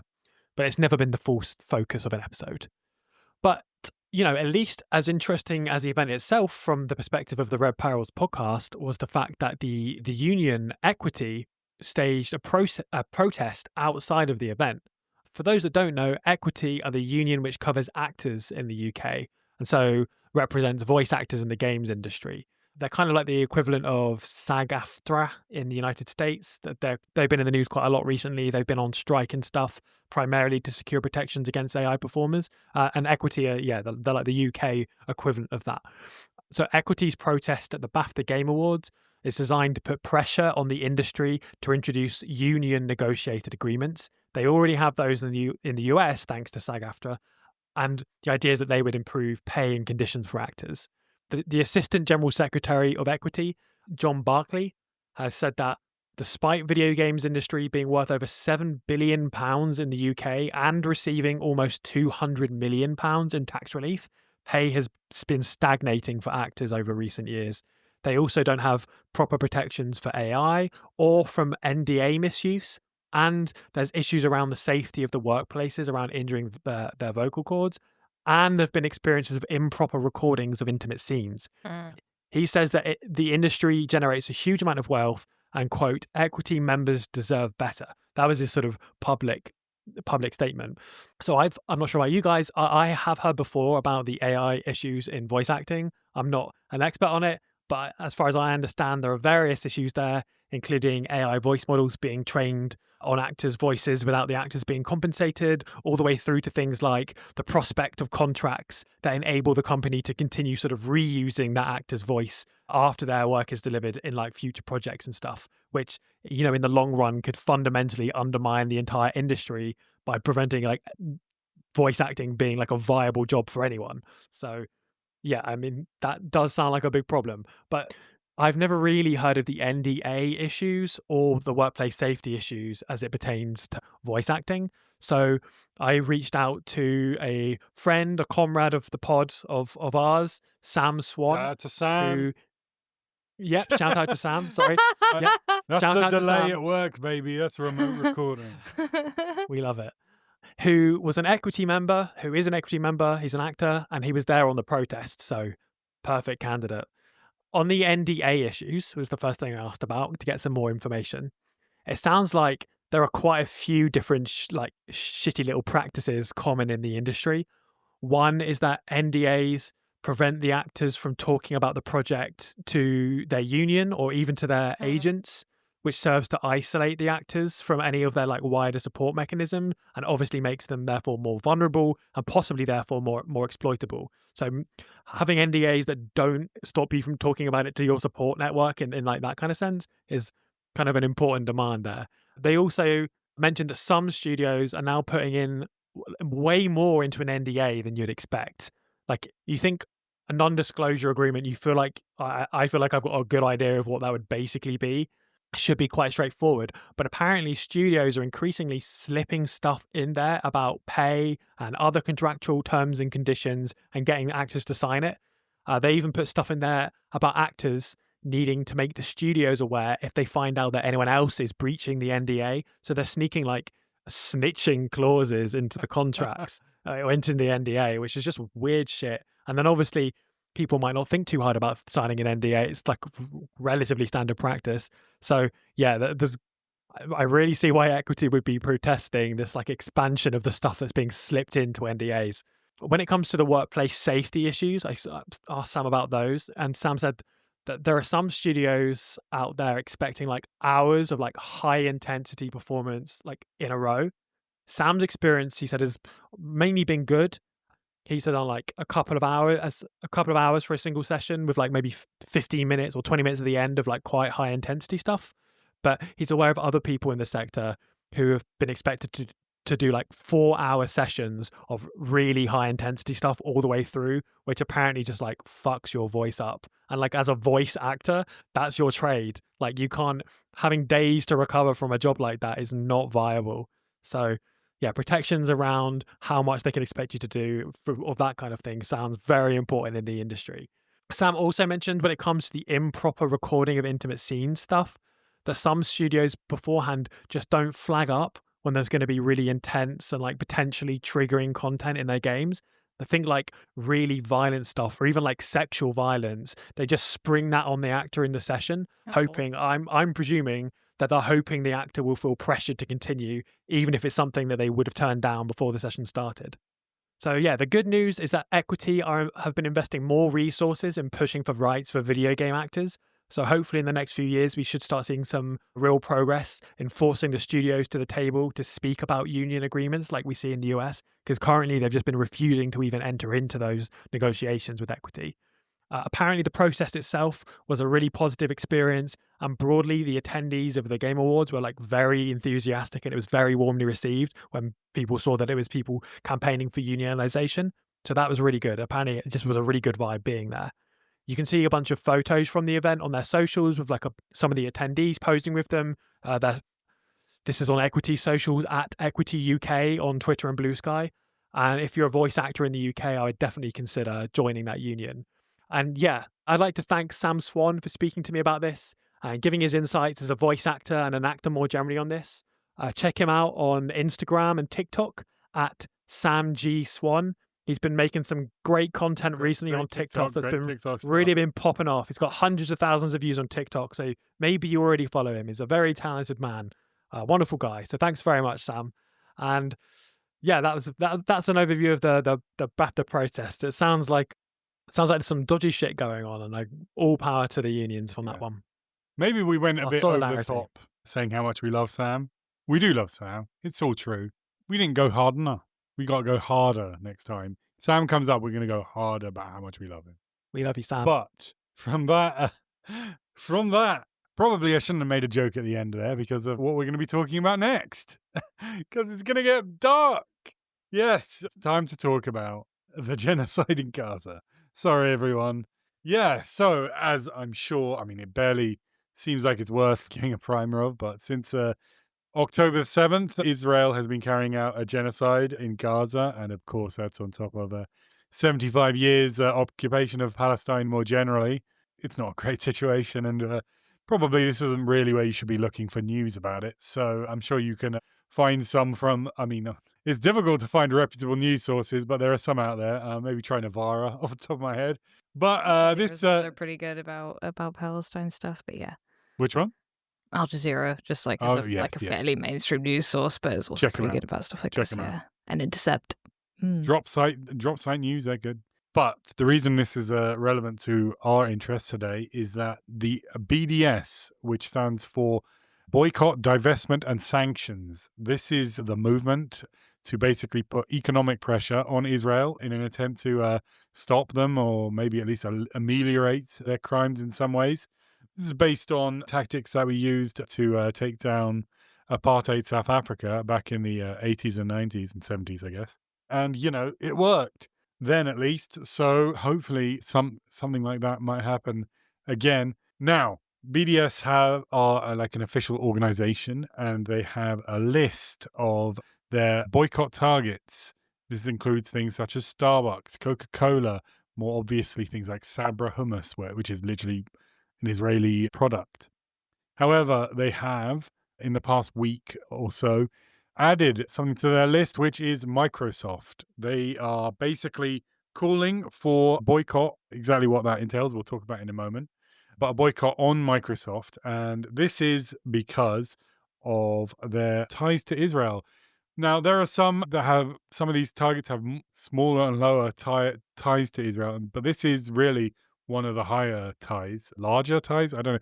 How do you define the scale of a tie? I'm not entirely sure. Tighter tie? Tight, maybe a More tighter. significant tie. Significant ties? Yeah. Yeah, significant tie. probably Let's go with that. Yeah. That's the streamer brain right there, always knowing what to say. So fast. Yeah. Speedy. Exactly. So they, according to the BDS website, I should say, so if someone's going to get sued, maybe go for them instead of us. Not that I want BDS to get sued, and they certainly don't deserve it.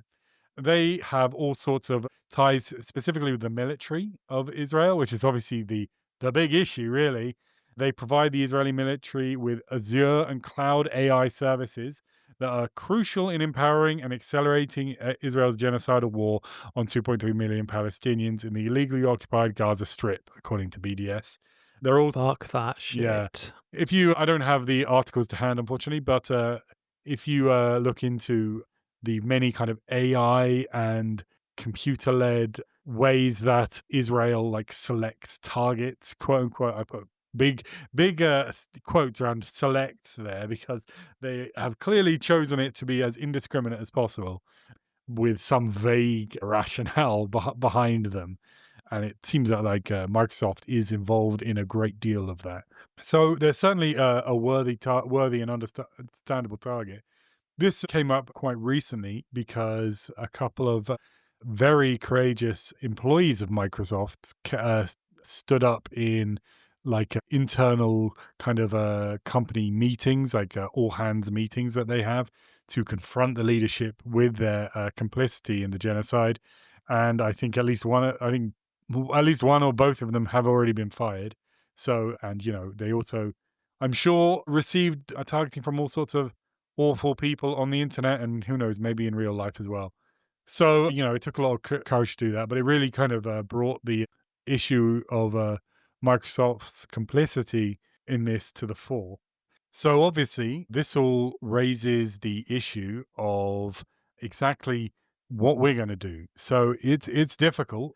BDS, it's difficult. Microsoft own a colossal chunk of the games industry. Previously, it was just smaller companies like Double Fine and Obsidian, but then they moved on to Bethesda and then finally taking over Activision. So it's difficult to avoid their games. And, we run a video games podcast. But our position is that we are going to kind of do our best, basically. We're going to try and avoid these games. Sometimes there may be exceptions, games that are like particularly politically relevant that we feel that it's worth covering on and talking about the politics more than completely boycotting them for the podcast. But every point we would encourage you, the listener, to not buy it in those cases. So that's what we're going to be doing. It's going to be kind of difficult probably, but we're going to do our best. And that's the least fun bit of the podcast to talk about, everyone. And now it's over. And now Yeah, we're it's on to the actually fun bit of the podcast to talk about, which is Elon Musk humiliating himself. So let's hear it from Okay. Sophie. So we'll try and speed through this one because we have talked about it before. When did we talk about this, Ed? Yeah, come I on. don't have that information to hand. Sorry, I've got Betrayal. the Not a very gaming good stuff to carry on. librarian. Not a very good librarian. Okay, Sorry. so basically, we have Sorry. talked about this before. I'm going to provide a quick summary. So to recap, Elon Musk was previously lampooned on the internet for pretending to be good at the game Path of Exile 2, which is a notoriously difficult game that gets exponentially more challenging as players level up. Elon in particular was claiming to be so proficient that he had a level 97 character, a level that's so exponentially difficult to reach that players would have had to spend like a majority of their day, basically every single day, grinding this game to reach. At that in this first sort of instance, Asmongold, an awful streamer, watched videos of his live stream Path of Exile gameplay and immediately called him out, like accusing him of hiring someone to level his account. Elon, who seemed to be quite fond of Asmongold up until this moment, tweeted Asmongold accusing him of being, quote, not his own man, unquote, and dependent on a, Wow. quote, editor, unquote, regarding what Asmon can and can't do or say on his streaming channel, seemingly mistaking a video editor for an editorial editor, like that of a magazine, which is a really funny mix-up to have. Musk has a similar pattern of behavior regarding other video games, most notably Diablo 4, claiming to be one of the top 20 Diablo 4 players in the world.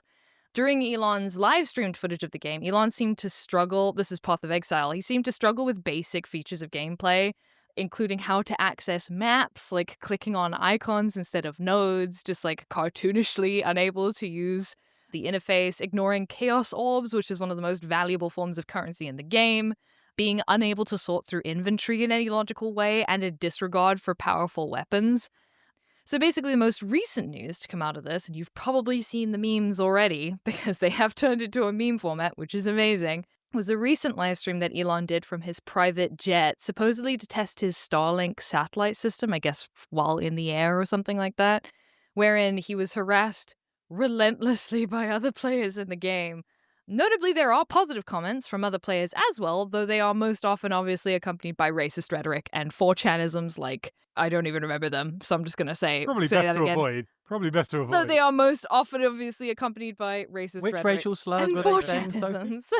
Let's all just lift our favorite racial slur. Yeah, I'm not going to do it. Like, just love him. Elon plays completely stone-faced listening to his ex-girlfriend's music and just Grimes is awful, back. Grimes specifically, and awful mic audio while players send some of the following comments. And I literally watched the live stream on like 2x speed so that I could accumulate these comments for you. You're welcome, everyone. It was very boring. Thanks, Sophie.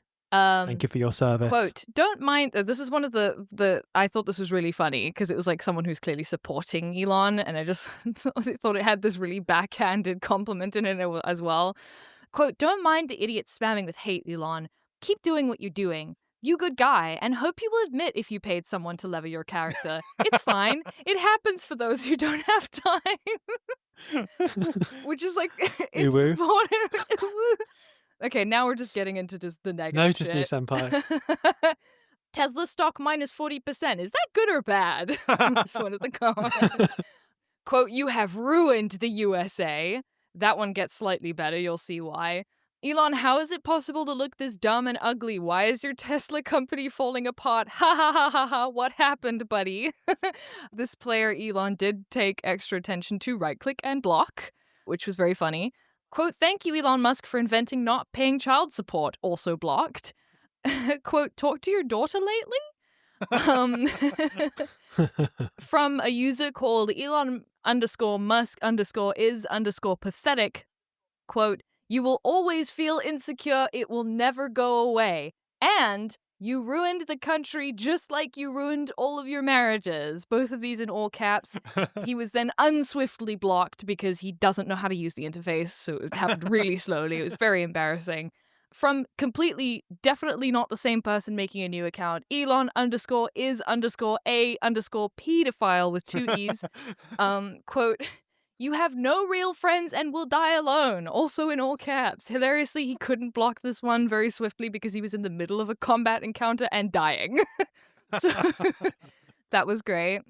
And then lastly, I guess a lot of the reports about this say that he rage quit the stream. And just in the interest of journalism, I don't really think he rage quit the stream. However, interestingly, he does end the stream by saying, fuck, lost connection lost. And then the stream just ends. And I'm like, I don't think I would have heard you say that if you had lost the connection. So I do think you were just doing I thought he was testing out. Yeah, he was doing a Starlink. testing so out I think his he was Starlink. literally doing like the internet version of like, I'm sorry, I can't hear you. It's breaking Going up. in a tunnel. Beep.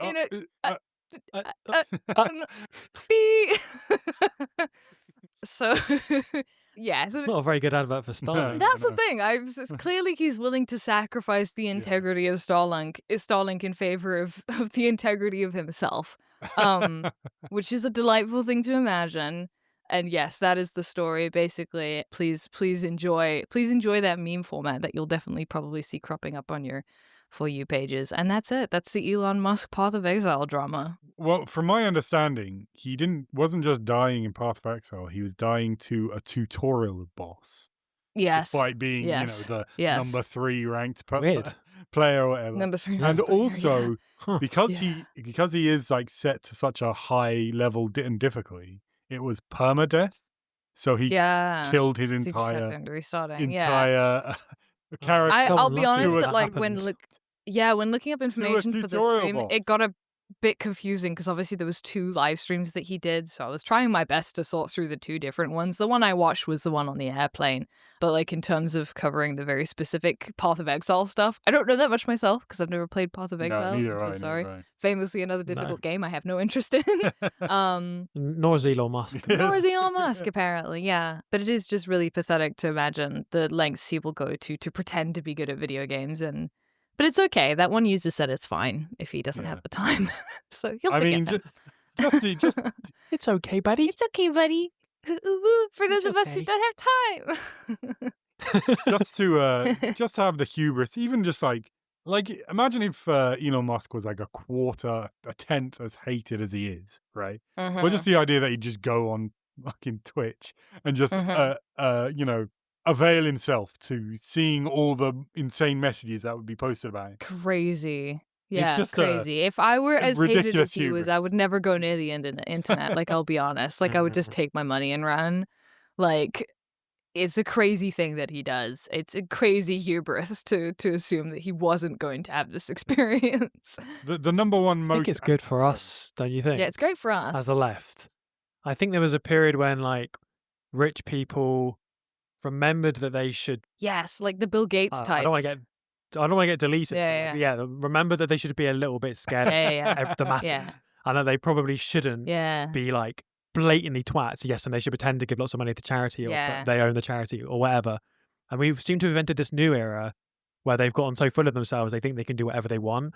But I think they're going to find out Mark that they Zuckerberg can't do on whatever they podcasts want. and stuff. Yeah, exactly. It feels like this Yeah, sort of I think hubris is 10, good for us. 15 years down the line, this is the kind of stuff that only strengthens like resistance to capitalism, Yeah. basically. The more public you are, the fucking more more mistakes power- you're going to yeah, make. keep going, you know? So Elon. keep going, actually. Keep going. Keep I going. don't The know. more humbling you are. Sometimes in my darker moments, I think that much of the circumstance the UK is in is just because newspaper columnists couldn't handle being criticized on Twitter. So maybe there's downsides to it, but at minimum, it's very fun. It is very fun. We do love it. So it's nice to end on a happy note. Mhm. Elon Musk's humiliation and personal dissection, which is great. This is a happy note. Mhm. Yeah. But that Lovely. is going to be it. Unfortunately, it's over, and also hopefully this wasn't completely unlistenable, and even more hopefully you heard it at all because it didn't get completely binned and failed. Maybe one of those Oh, things don't. happened. Maybe it was the most kind of dulcet tones, perfectly mixed episode we've ever had. It's probably one of the first ones though. Yeah, if you've listened to this whole thing and you can't hear us at all, let us know. Yeah, Thanks. that's good. Hit us up. Still can't hear us, and it's like 2 hours in. Yeah. That's a problem. Yeah. But you know what? It might not be your That's If they do headphones. the that, It's probably us. there are That's what we expect from our exactly. They're the listeners. most Thanks, guys. loyal fans, Shout out. the realest podcast listeners. Loyal boo. But for now, I have been Alex. You can find me on the internet on Elon Musk's Twitter.com at Alex Dean, ALEXDUIN, and on Blue Sky on at Alex Dean again, ALEXDUIN .bsky.social. Sofie, where can people find you? You can find me on Twitch. I stream 4 days a week. Twitch.tv/SoFreely. SOFREELY. And Ed, what about you? Hey? I am discoverable on X at still not a lemon and on Blue Sky at not a lemon. So I'll see you there, everyone. The podcast itself is on Red Barrels Pod, at Red Barrels Pod on Twitter. On Blue Sky, it's redbarrelspodcast.bsky.social. I say this every time. We'd like to get bigger. And if you don't share us on social media, as I think we previously established, you are a coward. So I'm sure you'll want to avoid that. The music you've heard and will hear is from Brilliant Drink and was fantastic as always. This time we have not recorded at the Mayday Rooms, but we do record there sometimes. Probably will next time. We don't know yet. We haven't decided, but who knows?